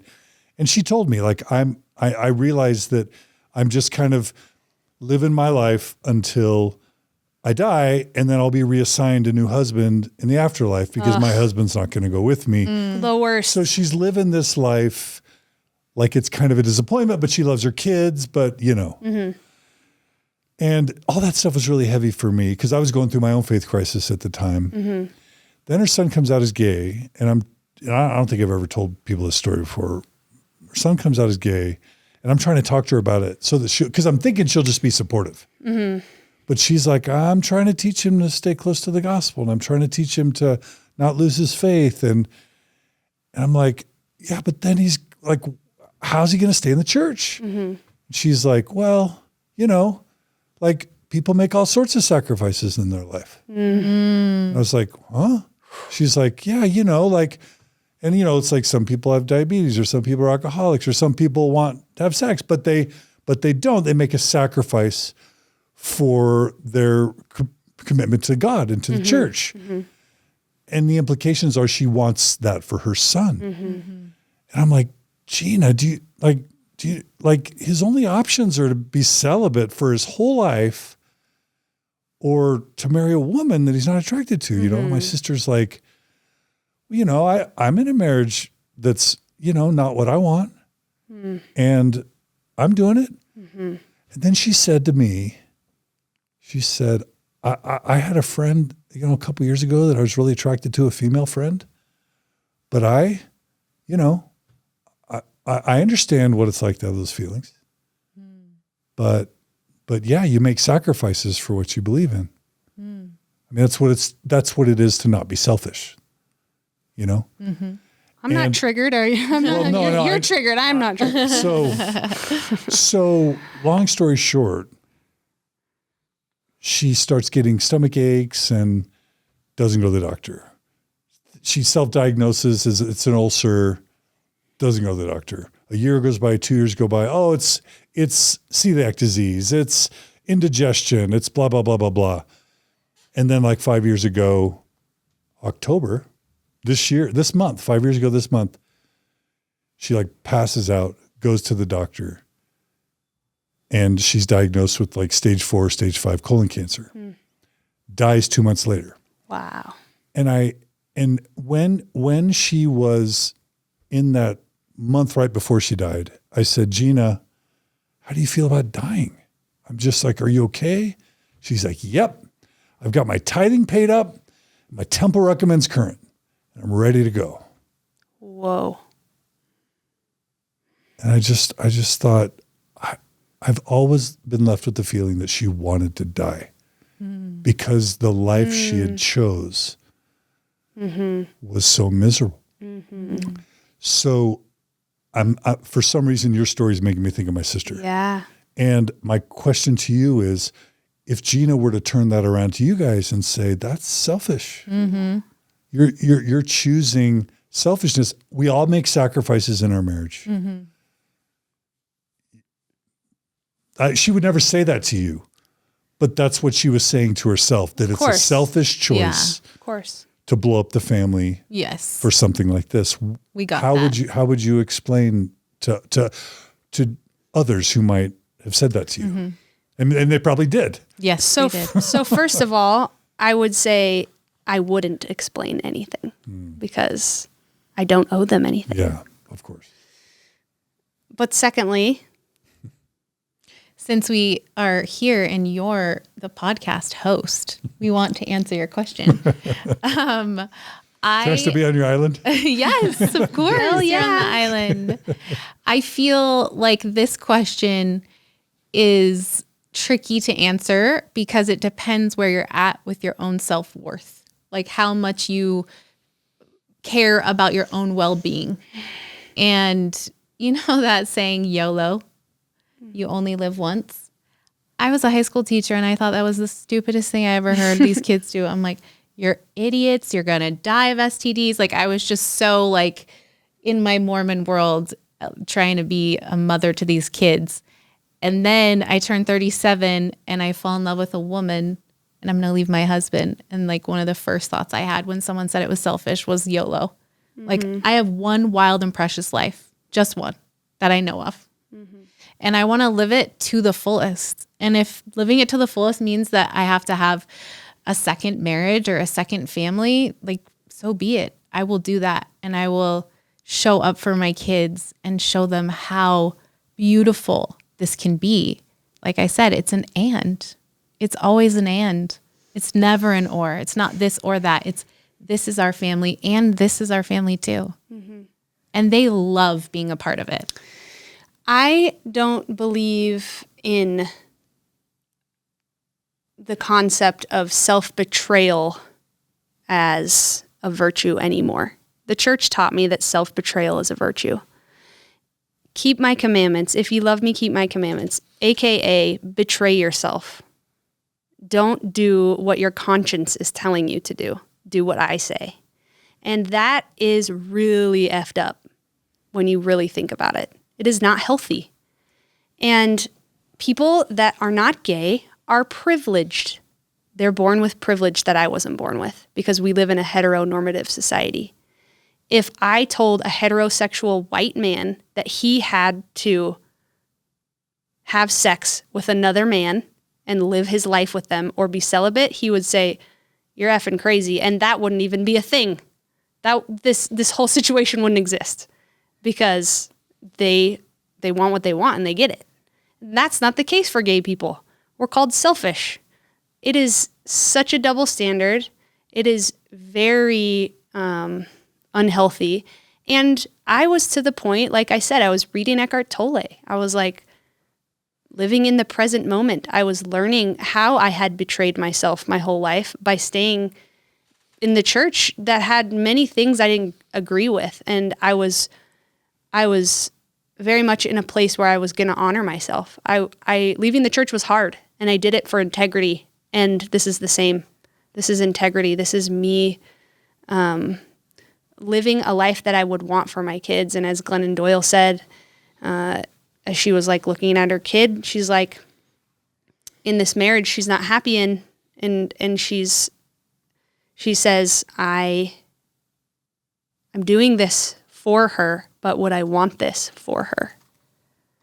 And I think every parent out there. That's so good. Isn't that good? I think every parent out there wants love. They want their kid to experience true love. They want their kid to feel fulfilled. They want their kid to feel the fullness of what it is to have the human experience. And when you deny yourself of a very foundational human need, that is cruel. That's asking me to deny myself of a foundational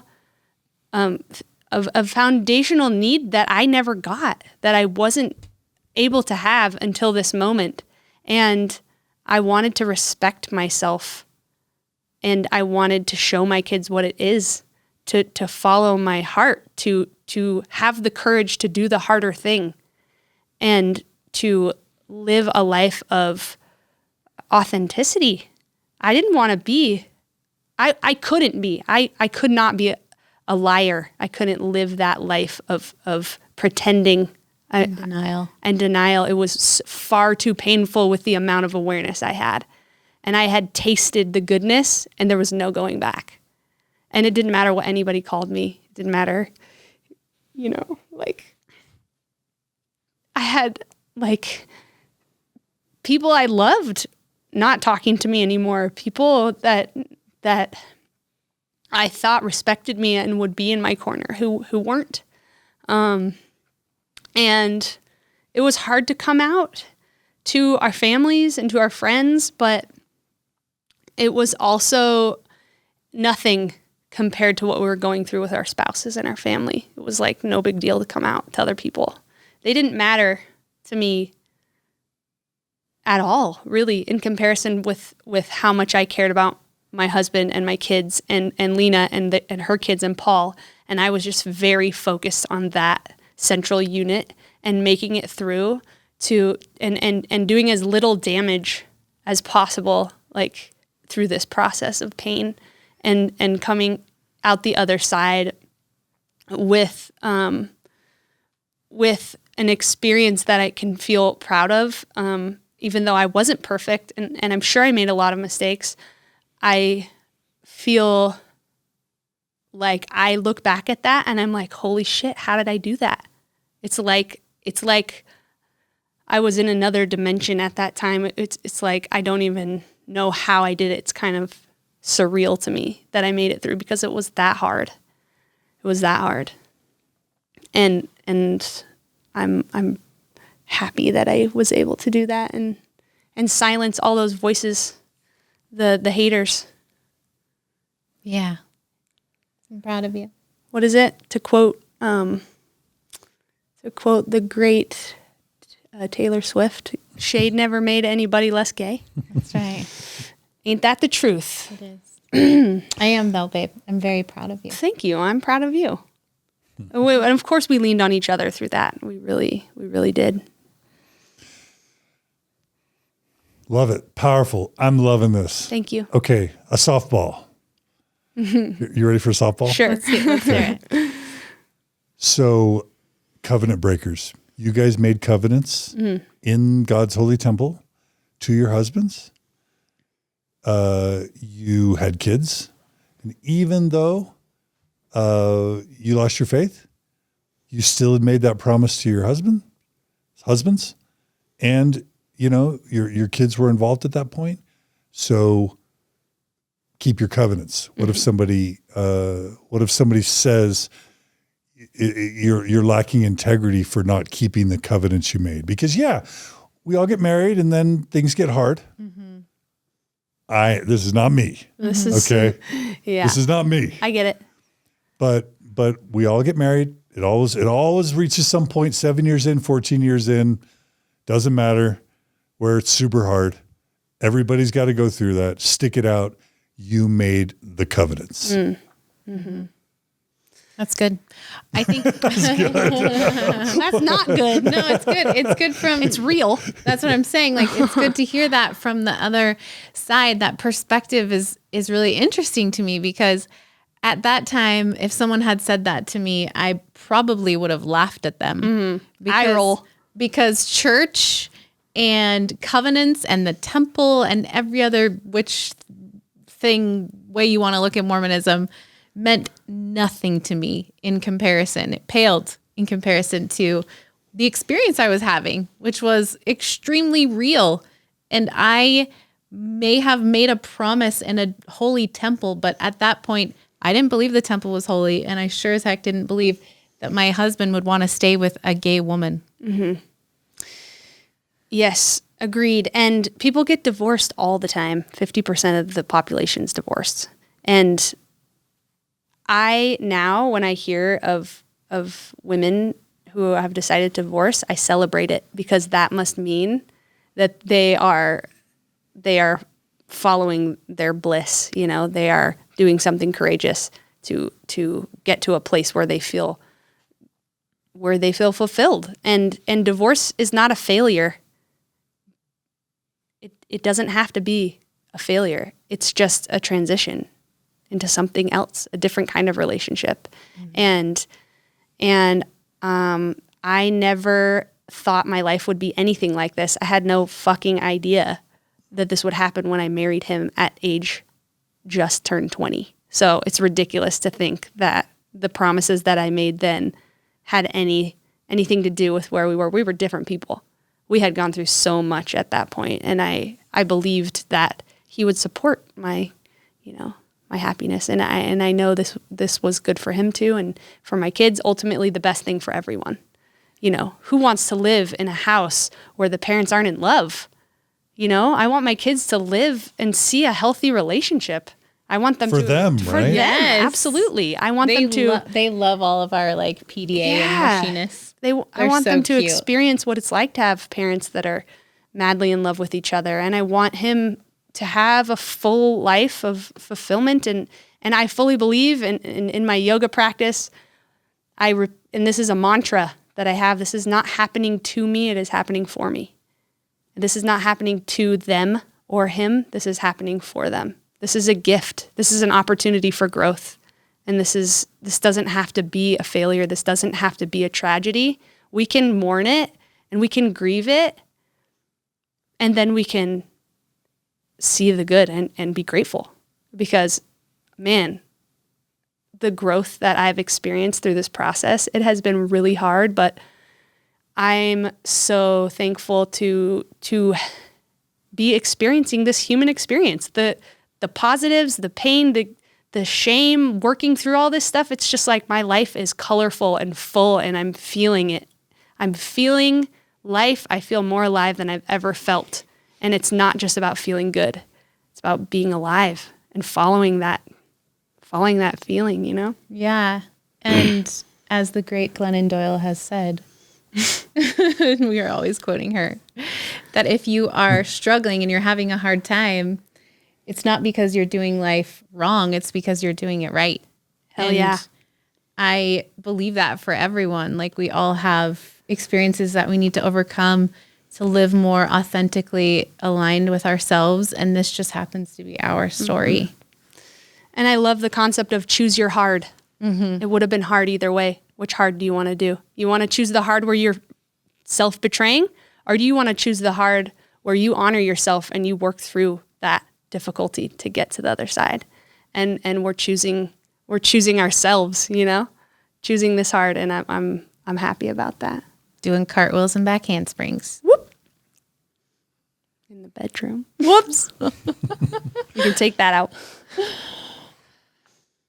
Were you set gonna me say up. something? You set me up. Was I? Yeah. I got a couple more softballs. You guys have some time? Yeah. Also, pivoting off of John's question, if people were to say that, yeah, everyone does have their trials, and you came to Earth and you agreed to come to Earth, whether you believe in the church or not, your trial is to struggle with same-sex attraction, and you give in to Satan's temptations, and look at you, again, blowing up your family for it. That comment, I'm sure you've heard before and probably will come again after this airs. And people struggle with drinking too much and having sexual attractions. They want to sleep with everyone. And, you know, I've heard everything from, I struggle with wanting to smoke cigarettes. You can overcome wanting to live with a woman. What's your response? It's not a struggle.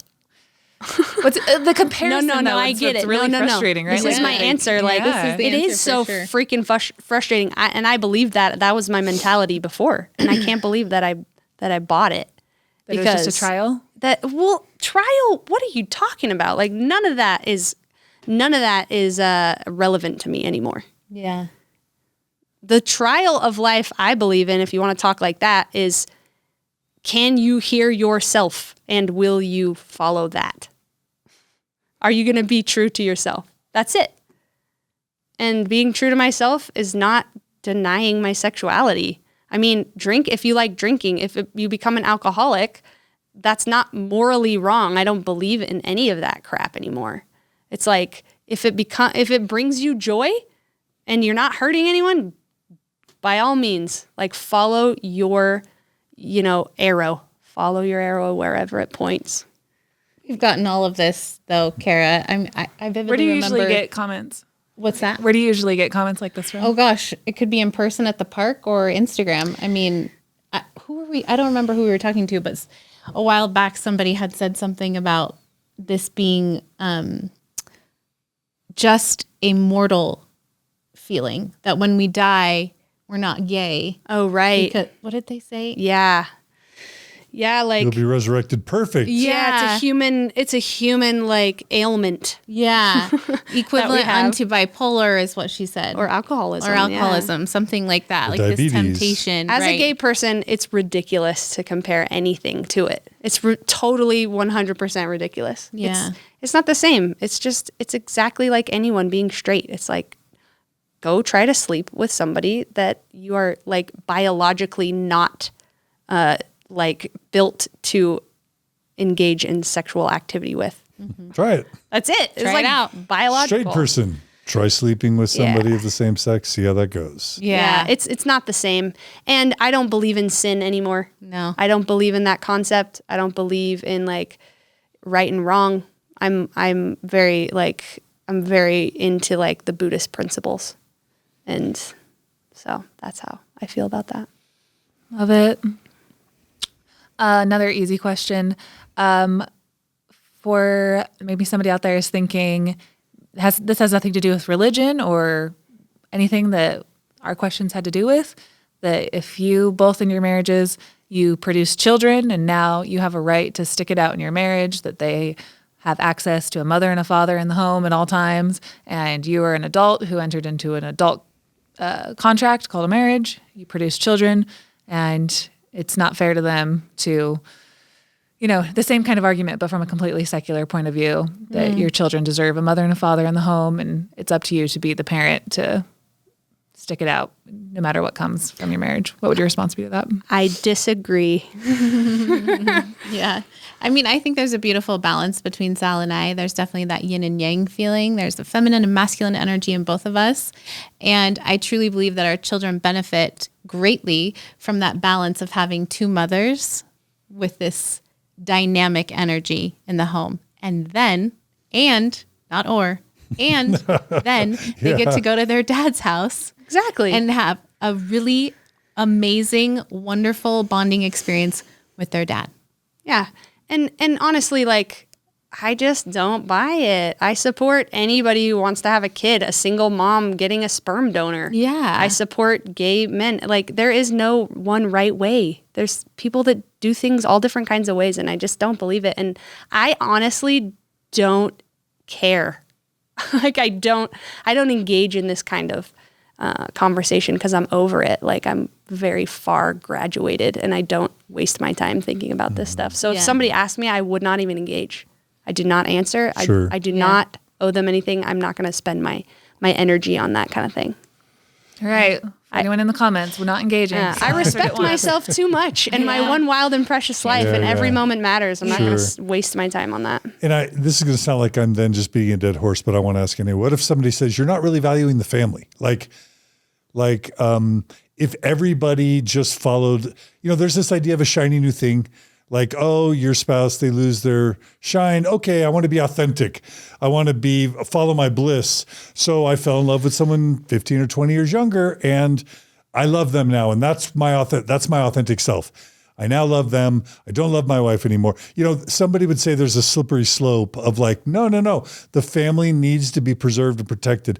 And if we get too loosey-goosey on just like everyone follow your bliss and be authentic, you sacrifice the sanctity of the family for authenticity, and that leaves the children as the collateral damage.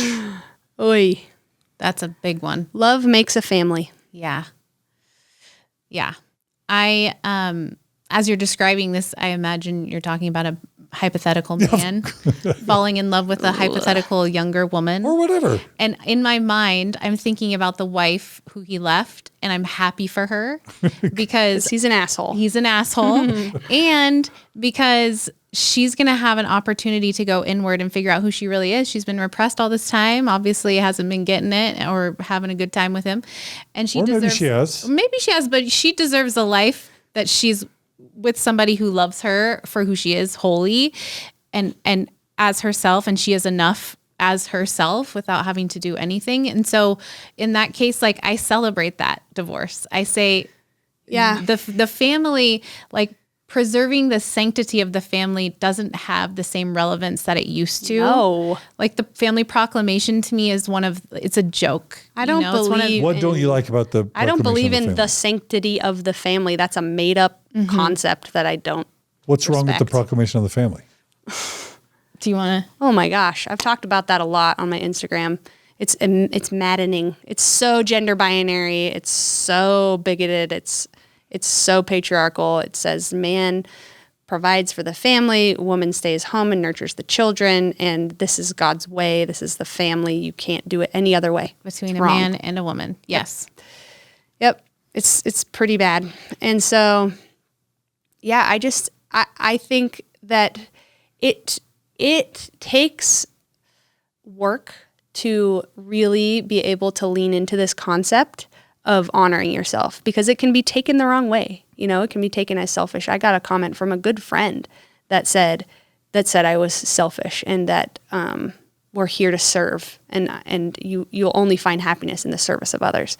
And she just doesn't get it. Like, it's a concept that if you want to understand, then work to understand it, because it's about alignment within yourself, and I that's a new thing for me, but I'm really starting to understand it. And if we were all truly aligned, then the world would be a much better place. Right. And it wouldn't be a world full of selfish people. It would be a world full of really wonderful people. But how do you know the difference between authenticity Yeah. and alignment on the one hand and selfishness on the other? You do the work. There's a lot of work to be done on self and digging deep and what's the ego, learning about the inner child, learning about psychology, being real with yourself and stop lying to yourself, because we all have that. It exists. And there was a podcast, a Glennon Doyle podcast, and this really hit me so hard. They were talking about bravery and courage, and they said, the sister, she said, courage can feel, and this was about her friend who, this woman who's single, decided to have a baby on her own. And she's like, I watched how beautiful that was. And she said, courage can feel a lot like lonely clarity, because no one knew that was what was right for her. We wouldn't have really understood it. We didn't understand it, but she knew. She knew it was right for her. And they have watched how amazing it's been. And it becomes clear that it was right for her, but nobody else can know that except for you. And so getting over this whole idea that you have to have validation from someone else, that you have to have approval for your decisions is a big, big hurdle to get over. But when you do, holy shit, like life opens up and it becomes like full of possibilities and happiness and fulfillment when you let go of that. Right on. And can I just ask, kind of wrapping up everything from your Mormon story to here, the only people that really do matter in any of this, anyone's opinion of any of this, is pretty much just the kids that you're blending your family with right now. So between how you both started in this marriage, producing your children in Mormon marriages, up to this point in this new type of family arrangement, how do you explain it to your kids? And I'm assuming they're still pretty young, right? And they're going to have, as time goes by, you're going to have to kind of explain things in context with how Mormonism plays into where you guys came from, where you are now. So what kind of conversations do you have with your kids? Because you're right, like their opinion of their moms and their dads is the only thing that really matters. And anyone else, any commenters, any other people's crappy comments that come your way, I hope that obviously they just roll off your back, because it's just up to how you're able to parent them and explain the situation to them. I mean, therapy has been really helpful for me. I've been in therapy for years, and the most, helpful information or advice I was given on this topic was answering their questions as they come in developmentally. So the types of conversations I have with them are dependent on what they ask, and I always am honest with them. And if you feel that there are things that you want to say to your child, but they're not asking, I mean, you can start conversations here and there and drop like little seeds so that they can think about it. But I think the most important thing is just that they feel the love, that they see with their own eyes that their mother is very happy, that she is having a very different human experience than she was with their dad. And it's evident, and it's evident to everyone. My ex-in-laws came into town a couple weeks ago, and they were so happy for us because they could see that I am like fully aligned with myself, and they're very active members of the church with nothing in their future that would ever make them leave the church. You could tell it was like what cognitive dissonance, because they're looking at me working? And they see me as myself, because they remember how great I was when I was Mormon. And guess what? I'm still great. I'm just a more vibrant, fully living my life version of myself, but they see that. And I think that is a testament to so many things. First, that idea that when members leave the church, they're going to lose that light, like they lose the spirit. So their countenance changes. You've heard that. I think that is the exact opposite. I think we step into this light, and that joy and bliss that we experience is confusing to members of the church because they just don't get it. And that's not to say life outside is perfect or I'm going to be happy all the time, because that's definitely not true. It's hard. And some Mormons that leave, maybe they're not happier. Maybe, I don't know. That has a lot to do with Many say choices. divorce is horrible. Many say Right. divorce is awful. Divorce is hard. I will say that. It has not been easy. It's difficult to change your life like that. It's difficult to transition. Change is hard. Doesn't matter what the change is. Our bodies want what's comfortable. Our brains want the easiest way. And so when you choose something different, it takes effort and it's painful. And that's true for the kids too. It is. But I told when I came out to my daughter, my oldest was 6 when I left, when this whole transition happened. And the ages now are age 11 down to age 4 of 7. So they're all really close in age. And I told her, remember we told you about what it is to be gay? Mom realized that she's gay. And so she's going to be with a woman now. And she was sad for a minute because she realized we weren't going to be together, but she was also really happy for me. And kids really feed off the energy of the parents. And if the energy of the parents is like, if you make them feel safe energetically, like it's going to be okay, you still have a solid, like your needs are going to be met emotionally, physically, then they're fine. Then they're fine. The conflict, the children are harmed in divorce if there's conflict between the parents. Mm-hmm. That's what harms the kids. Mm-hmm. Whether you're married or not, that's what harms the kids. Mm-hmm. And if you can get divorced and not talk shit about each other and not have conflict, then the kids are generally not harmed because of that. Like transition's hard, but I feel like they're going to be better for it. They're going to learn so many things. They're going to be so resilient. And you mentioned it was obviously on the side of Mormonism and everything, and your relationship, you're obviously like head over heels in love, but you mentioned that it's not always easy. Would you mind sharing what has been the hardest part since you've gotten through that initial hard stage of the divorce and things? This new stage, what's been the hardest part?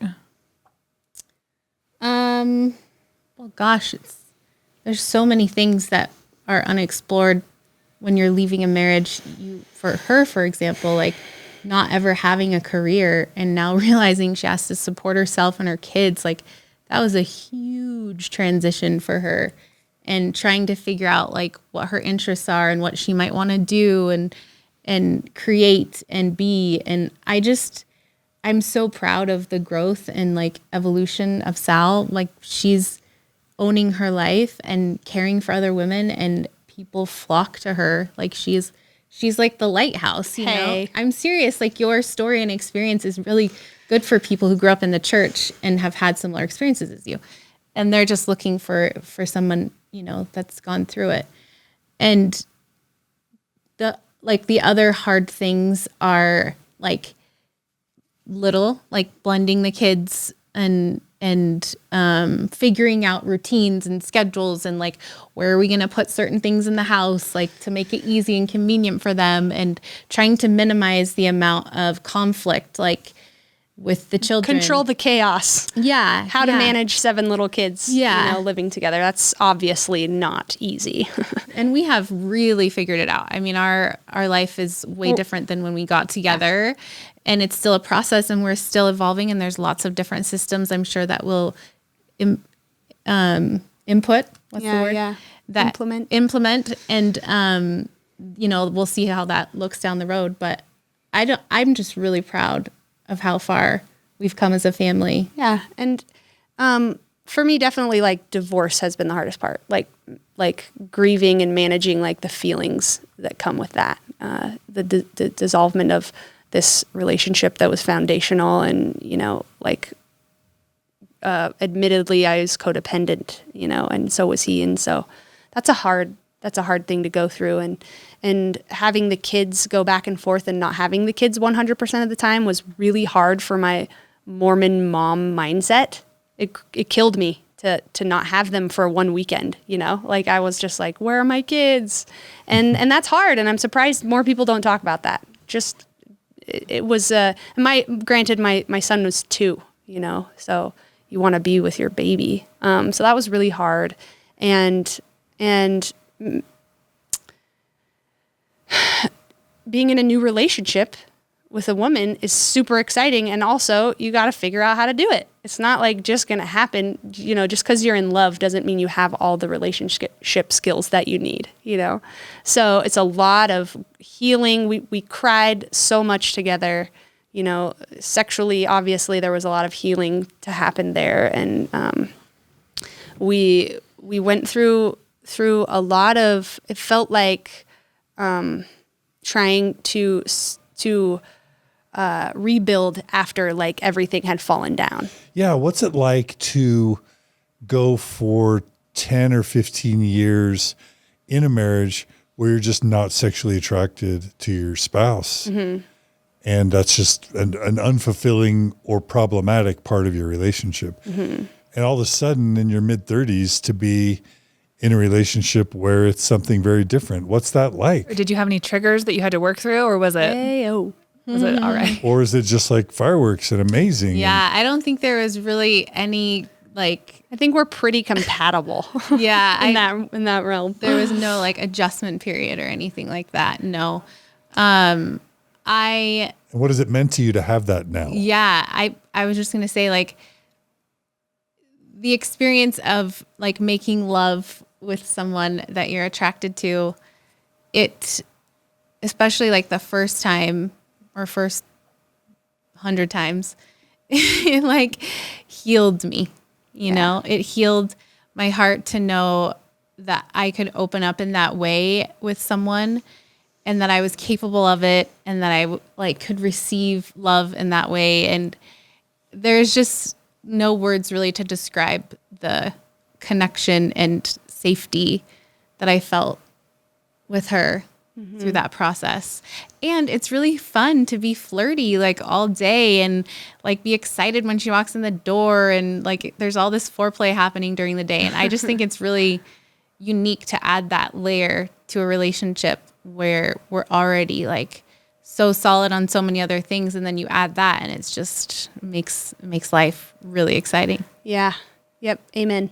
I definitely didn't understand how sexuality played into the entire relationship and how much it mattered to how we interacted all the time.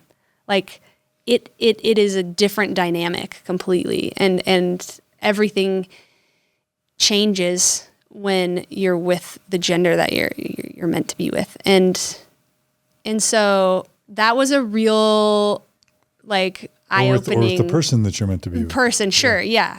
It does for me, the gender, but like I and Lena, like she was a rock for me, like, and it was a really bonding experience. It was beautiful, and also there was a lot of grieving. There was a lot of realizations of what we didn't have, and wishing, we would talk about like what would it have been like if we met in college, and like been able to have kids together and all that kind of thing. And it's funny to see my family witness me, how different it is. Like they don't recognize me like with her compared to how it was before. And I met your brother Joe. Yeah, he's the best. And you mentioned that he pretty much got his mission call. Was when you were back in going to China? Sorry, I'm forgetting part of the story. He got his mission call like right as we were leaving the church. Okay, sorry, not China. That was church. C's are confused in my head. Anyway, right as you were leaving the church, and I was talking to him at your party the other night, and he mentioned how he felt like when he got home from his mission that the Lord was supposed to protect his family, and it felt like things were coming apart as he got falling home. apart. Yep. So, what was your family's? Yeah. If you're right off your mission, he's obviously super faithful. I came out to him 2 months before he came home from his mission. Oh. So I kind of blew his world up, and I felt really bad about that. I thought about like waiting to come out until he was home and stuff. I didn't want to steal his thunder, but I said that the other day, and he's like, "But you did." So it was hard, and I felt that heaviness. But my family was supportive, very supportive, and very loving, and they wanted to do anything they could to help us, to help me, That's to help nice. Shane. Yeah, they saw it. It was not a surprise. It was much harder on them when I came out of the church. It was much harder on them when I left the church. By this time, it's kind of like this concept. It feels like, well, you're already out, and God doesn't see you in that way. You've broken your covenants. So what does it matter if you're gay? Like you're already doomed. So that's kind of like, and also they were more prepared about how to handle something like big. And so they did a great job and they were super kind. Of course, it was difficult. It was emotional. It was awkward a lot because they were really, you know, my husband was a part of the family. He was a brother to my brothers. He was a son to my parents. And so that part was tricky and emotional and I'm not gonna pretend like it was easy, but they were really, really kind. My parents are amazing. They've shown up big time. They did so much right and that they were super kind. Do you have any examples for people listening that if they are Mormon and they need to like glean some good ideas, what are the best ways to be supportive of a family member that comes out? Yeah, I said, Mom, I just need you to hear me and tell me you love me, and that's it. Like I prepared her, I front loaded her, and when I told her, she just was like, I love you so much. And we're going to get through this. I'm going to help you in any way that I can. And I'm going to show up for you.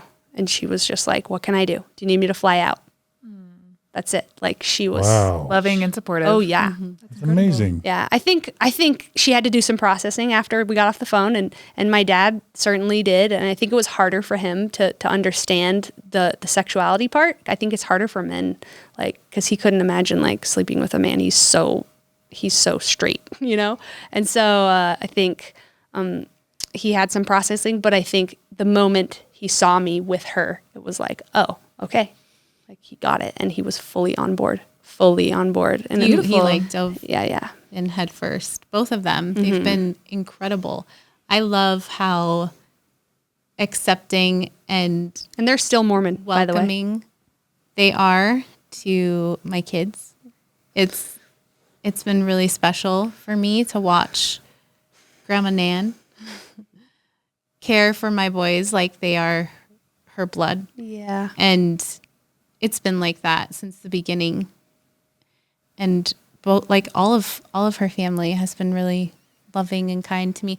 And I think it's interesting when Joe got home from his mission, when he saw me with her and realized, like, I could see the wheels turning, like, oh, she wasn't abducted by an alien. Like, this person is not like some, He loved you right away. Temptress. Yeah. Like, I'm like a real person, like a loving, warm person. And he liked me and I loved him from the get-go. And so I think it just made it so easy for him to accept everything that was happening. And he, you know, he had his own journey and I remember the phone call that he gave me. I don't know, it was probably how long after he got home from his mission? Like 7 or 8 months. Yeah, he called me and he's like, I can't wait to go to Pride with you next. And he told me he was leaving. Ugh. He left the church. He had a faith transition and he was like, I couldn't imagine like if one of my children were gay to put them through that and raise them there. And it was really courageous and freaking amazing, you know, a freshly RM. Yeah. Thumbs up to Sal's family. Yeah.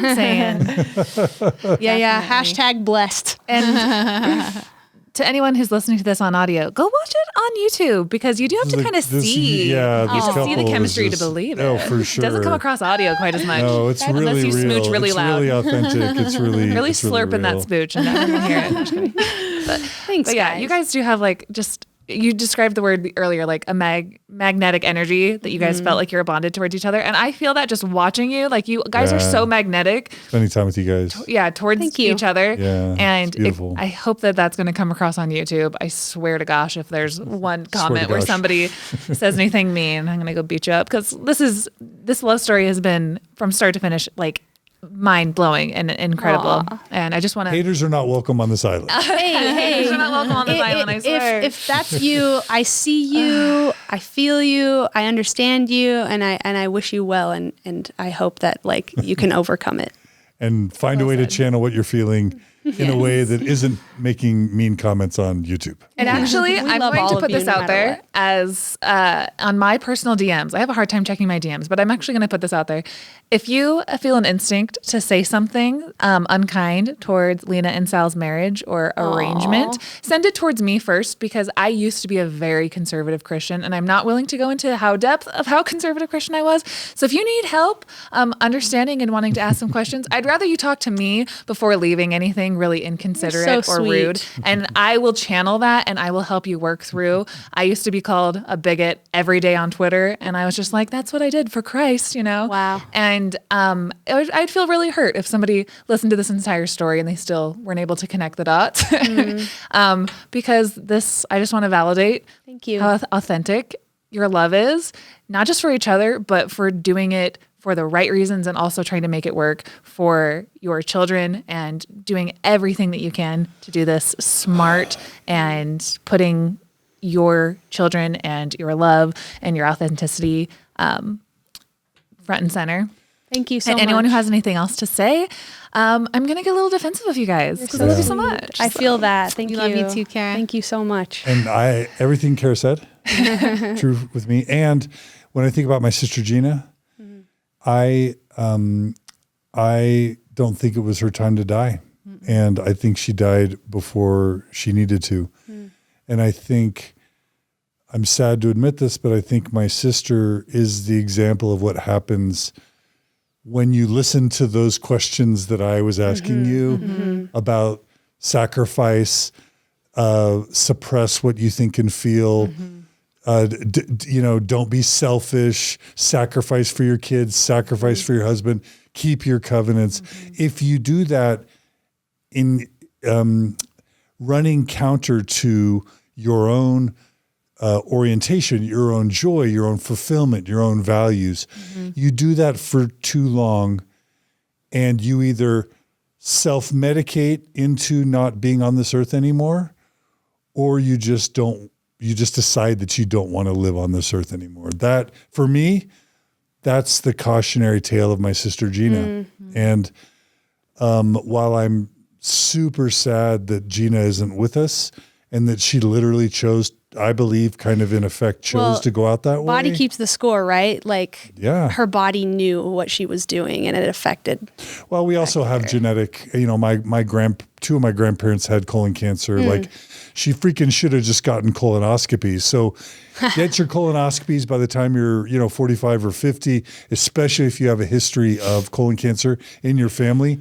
She knew that. She didn't want to go to the doctor because I don't think she was enjoying her life. Right. Because when you just live a life that isn't authentic and that isn't meaningful and isn't fulfilling, over time, either your body makes itself sick and you're not around for that reason, or you self-medicate yourself into not being here anymore, or you just choose to go out prematurely. And while I'm super sad that that's the path my sister chose, and I really do pin some of that on the church.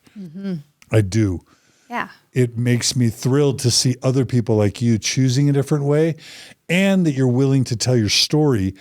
And listeners, I'm just going to say it. If you are living a life that's killing you inside slowly, if you are experiencing severe chronic illness, autoimmune diseases, depression, anxiety, and you're doing it because somebody told you need to sacrifice, or you need to do it for the kids, or take one for the team, or you're doing it for your beliefs, I'm just going to say follow a different path that leads to your joy and fulfillment, because nobody wins if you're not here anymore. Nobody wins if you're not here anymore. Amen. And even if you're here, but not really here, nobody wins if you're not here. And you don't win if you're not here, either literally or figuratively. Yes. Especially if you're just waiting Thank to you. die, whether you're For the gay next or, life. or yeah, because you have for your death. Yeah. what you feel is like a trial that God put you through to be celibate, or whether it's like a illness that you have to struggle with, and that you're just praying and waiting for God to take you to the next life when you'll be healed. Hashtag YOLO on that one. So yeah, I'm for just, sure. And it's also weird because Mormonism says men, it's gendered. Men are that they what? Might Might have have joy. joy. Might have joy, right? Like that's baked into Mormonism. Yeah. So if you're not having joy, you're doing it wrong. Right. So find the joy, follow the joy, follow the bliss, as Joseph Campbell has said, follow the joy and the bliss. Anybody who's telling you that the joy comes in the next life is probably trying to extract resources from you. They want your money, they want your loyalty, they want your time, they want your commitment. Yes. And they're asking you to sacrifice what's most precious to you, which is your time, your identity, and your health. They're extracting those resources for their own gain if they're telling you to sacrifice your life for a future life. And Kara's giving us the I silent snaps. agree. Yeah. And Go for it. You're the guest. psychology has shown me that like people who are triggered by someone, if you see someone and you're just like you have a really big negative reaction, it's because something's going on inside of you. Yeah. We are a reflection to other people that they are not living their truth. Every day. And that's so the people that are most angry with you Yes. probably at some point will have an accountability where they have to look in the mirror Right. and do a reconciliation of why they're so angry at you. They're probably projecting onto you their own misery and sadness and saying, wait a minute. They're saying, if I'm going to be miserable, Yeah, then you have guys to be. need to be miserable. How If dare I'm you going to do the hard thing, you have to do the hard thing too. How dare you get to be happy and I don't? Yeah. You know? But Yeah. Boom. it takes courage. We just brought it home. That's right. Sisters and brother. Yeah. And my one last rant that I think is also important to add about the next life is that the covenant path of Mormonism, while it can keep you off of like the wild, dangerous things that are in the forest of like drunken orgies or whatever, generally speaking, people who fall off the covenant path do it to pursue actually really beautiful, fulfilling relationships. I think a lot of people, like John's comment earlier, of like, you chose to enter into this covenant marriage. You need to fulfill your covenants. Not only do most people probably not even know what those covenants are going to mean for Because them of in a 20 lack years. of informed consent. Because of the lack of informed consent. Absolutely. But people who break their covenants are not bad people. They are not going off having wild parties. It's usually just in the pursuit of some type of authenticity. Maybe a rare person is off to go have like an affair with like somebody 20 years younger than them. And we know what kind of people those people are. But mostly it's people like you guys that come on Mormon Stories who are saying, I tried the covenant path and I don't fit in the covenant path. That box is not fit for me. Some people it does fit for them and they flourish within that. There's a certain type of person, I think you know what kind, that flourishes pretty well. Yeah. But it's just, God made this covenant path, this box, and it excludes too many people. It puts too many people on the margins. And it obviously, it drives people to suicidality. It drives people into all kinds of mental ailments and stuff. And if this is the one life that we know for sure that we get, like, I think you two should be celebrated. Thank For you. real. For like doing it now, not later, not in 10 years, not 20 years, that you had the feelings that you had and you did the hardest thing I can even imagine. Like, I really try not to cry on this podcast, but I almost did. I can't imagine how hard that was because I know how devoted both of you, from what you just explained, were to the church and to your husbands. And I can't imagine, obviously, I'm not devoted enough to have sex with somebody that I'm not attracted to.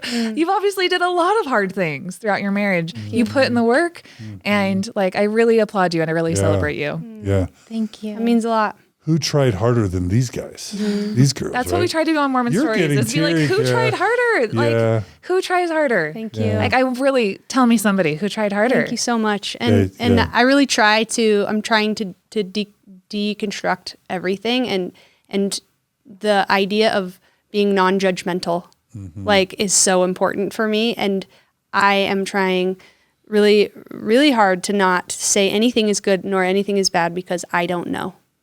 I don't know other people's truths and I can't judge anybody for doing anything. Like, and they are the only ones that know. And I'm just focused on me. I'm going to do me and surround myself with people that I feel uplifted by and I feel who love me and are going to help me continue to evolve, you know? So, Yeah. Beautiful. Well said. I've also come to realize too, in leaving the church, like there is so much freedom in the unknown. And I used to feel the freedom within the certainty. And that's when the church worked for me. And it no longer worked for me when I realized that I was being confined and I was in my own prison, unable to escape. And the only thing that it required was me listening to that still small voice inside my body that has always been there, whispering truth. And like I said, those sirens were blaring, and I cannot express how happy I am. Zero regrets. It has been a wild ride, and I would do it 100 times over to be in this position. For sure. Me too. And we're getting married. We're getting married in May. Congratulations. May 22nd, 2022. Yes. I love it. Show off your rings, by the way. Mrs. and They're Mrs. pretty dang Osborne. cute. Yeah, I'm taking on Sal's name. It's going to be super fun. We're going to do it rings the are way super we cute. want this time. It's going to be really awesome. It's going to be a party. Can't wait. A You guys should celebration. come. Okay. All right. Yeah, Where you guys, are you it's- going to having it in Huntington In Beach? California. Yeah, yeah. Newport Beach, yeah. Cool. Well, if you send invitations, we might just surprise you and show up. Love that. That's sweet. Hopefully we see each other a few more times before that. Yeah, I'm going to That'd be be great. stalking you. I think we'll be friends. Yeah, for sure. Don't have to worry about that. Yeah. Super inspirational. And I'm you just going to so say much. it, Kara, I give you permission to make a TikTok out of this. If the covenant path makes you want to die or not be in this life, break your covenants. That's Break right. your covenants. I love Is it. that too bold? Did I cross a line? No. Should we add in your other famous John Dylan quote? Because whoever told you to make those covenants is probably trying to speak for God. Should be illegal. Yeah. Yeah, it's too much power. All right. Well, I'm super inspired, and I'm so grateful we did this. I'm so grateful you guys, we were able to connect. Really quickly, if people want to like follow you guys or support you or even seek your services, do you want to just kind of tell people what you do or you. how they could maybe benefit from what you guys are trying to put out in the world? Yeah, thanks. We're trying to use our experience to help others for sure. I'm at Coming Out Coach on Instagram, and So you're a coach, you're a life coach. I'm helping women go through this, and men if they want, but mostly my clients are women and Women who are coming out, who have been leaving the church. Yeah. Coming out as lesbian or queer? Yeah, there's more people than you think, you know. Oh, yeah. There's a lot. And so they need help. They need someone to help them through it and hold their hand through it, and you know, basically teach them how to keep going and have courage to listen to themselves, because it's not easy. And I'm so happy to do that. I have a podcast called Peace Out Podcast. We're currently filming a documentary for Hulu, and that's super exciting. That should come out next year. Lena is also a helper of women. Yes, I am. But first, before I talk about myself, I just wanted to give a little plug here for my beautiful fiance and say that, you know, I'm in the same home as she's coaching these women, and I just am so inspired by how she's able to hold space for them, and the transformations that these women have gone through is undeniable. And I know that she has a gift, and I'm so thankful to witness that every day. Thank you. I also work with women in a little bit different fashion. I am a Kundalini yoga instructor, and I do a lot of breath work and meditation and different women's groups to help with regulating your moon cycle, because hormones are really important. So my coaching right now, my clients, I'm helping them to connect their life, to live in sync with your cycle, so you're not at odds with yourself and don't have to live at the whim of your PMS. And she's an inner child expert. Yeah, so we do a lot of inner child work and energy healing and yoga and all of that. She's a fun stuff. witch. I call her a witch. And it's fun. It's really like we're on a healing journey. We're on a healing path, and we want to bring everybody with us. It's like, come join our family, be a part of this. You You know, guys had a retreat this weekend, right? We did. How cool is that? Oh, it Thank was you. amazing. It was so great. The Peace Out podcast party on Saturday was wonderful. Just getting the queer community together. You were there, Kara, right? Yeah, I was there. So fun. I sent John some pictures. He I was experiencing- serious FOMO. I had major. Let's I'm like, do it. Why Let's didn't do it I get again. invited to this? Yeah, we definitely need to have Kara gets invited to all the fun things, and I don't. didn't know and I you don't were- know it why. I told you accessible. to come. I invited you. Yeah. It was open to everybody, right? Yeah. John's in high demand. But yeah, I loved our Sunday retreat. It was so special. There were 20 women in this beautiful home. Thank you. Shout out to Emmy Jones. This space just invited an environment of vulnerability and expression. Like we all showed up for one another and in our authenticity, whether you, like there was a woman that came where it was her first Sunday not in a Mormon chapel. And I think the bravery and courage it took for her to come to a faith transition retreat on a Sunday and learn more about, what it takes to find community, to connect with people like this. And it's so much, like it's readily available. And there's so many women in this position and you're not alone. All it takes is a group of people who are open, and then it's amazing. Yeah. Like we just that's it. we facilitated these. It turns out the Holy Ghost is vulnerability and authenticity. There you go. Is that right?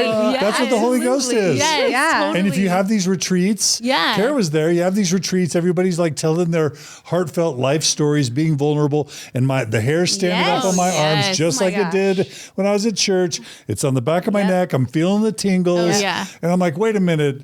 Mormon Voldemort is not supposed to be feeling the Holy Ghost, and yet I was feeling it more powerfully than I ever did in the temple. Yes. And all it is, Oh yeah. earth to Mormonism, the Holy Ghost is nothing more than human vulnerability and authenticity. That's Absolutely. it. And it's magical when it happens. It Yeah, and being able to put the meaning on it, this like really, really pure meaning on it that builds your confidence and empowers you to live your truth is like, it's so amazing to take that back, to take that power back. And I've already gotten several messages from women who were there that said, yeah, me thank you too. for that life-changing experience. And Powerful. like I can't even take credit. It's like, No. because it's you. It's like you show up, you're open, and this will work. Yeah. You know. Absolutely.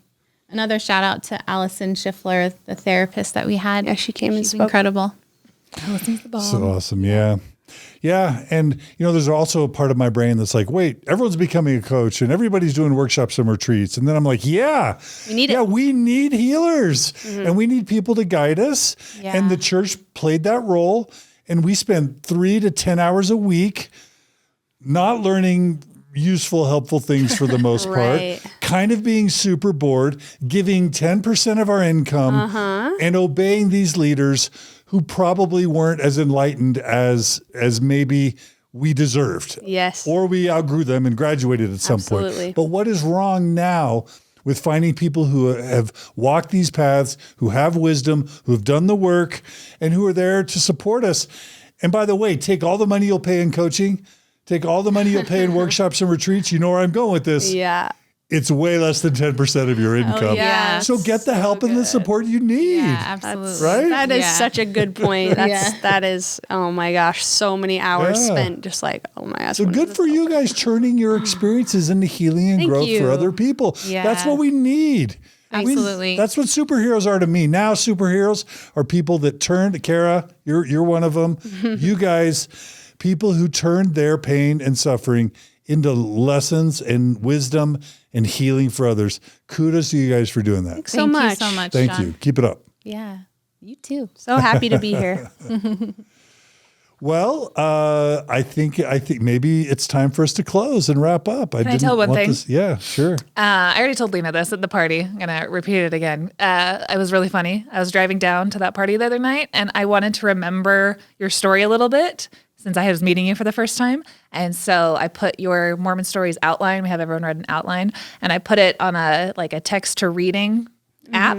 And I had it reading out loud in the car. And it's a couple pages long about the church and having kids and falling in love on the camping trip and such and such and such. And then it ends with moving in together and then helping other women come out and stuff. And then my 7-year-old and my 5-year-old or listening to me as I'm driving down to Provo of this, and then we fell in love. And it's just like this text thing, reading it out loud.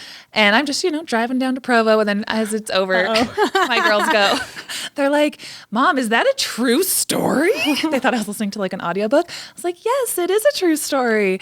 And they're like, from real people? And I was like, yeah, they're my new friends. I'm going to go meet them right now. Cute. And they just could not even believe that. It was just so cute. They just thought it was the funniest, weirdest little story. And they're like, what was that? And I was like, we talk about gay people. Let's talk some more. So it just led to a really cute conversation in the car with my girls, which of course we will continue because they saw pictures from the event you had and they thought the rainbow balloons. They're like, oh, what the FOMO? They're like, why wasn't I invited? My girls wanted in. Anyway. Our kids call themselves the Rainbow Squad. They gave themselves that name. Yeah. It's really sweet. Adorable. Thanks. Yeah. The more we are visible, we're very intentionally visible because we see how that helps families. We see how that helps our kids, And how it helped me. I don't think I would have had the courage to come out online if I didn't follow friends or other lesbians online that all made those it seem, before us. Yeah, like it was possible. So Yeah, just important. like this is another option, kids. Like that's what's the greatest part about deconstructing Mormonism, and I can deconstruct that my kids can be whatever they want when they grow up, and I'm not going to put them in a box. So Beautiful. yeah, thank you, girls. All right. Well, you guys are amazing. You guys are super cute and darling, but mostly inspirational. Thank you. And I'm inspired. And I'm like a 52-year-old, white guy, middle-aged. You're awesome. Yeah, but I'm inspired. So thank you guys. And I know there are every single story I ever do, like a lot of these stories sometimes have similar themes. Every single story I do reaches a group of people that need it. And you guys will be Tom Phillips or, Leah and Cody Young or Grant Palmer or, take your pick, Laura Schnell. You guys will be that, Mark Oslin, for a new cohort and a new generation of people who really needed your story. And that's the power of what you do.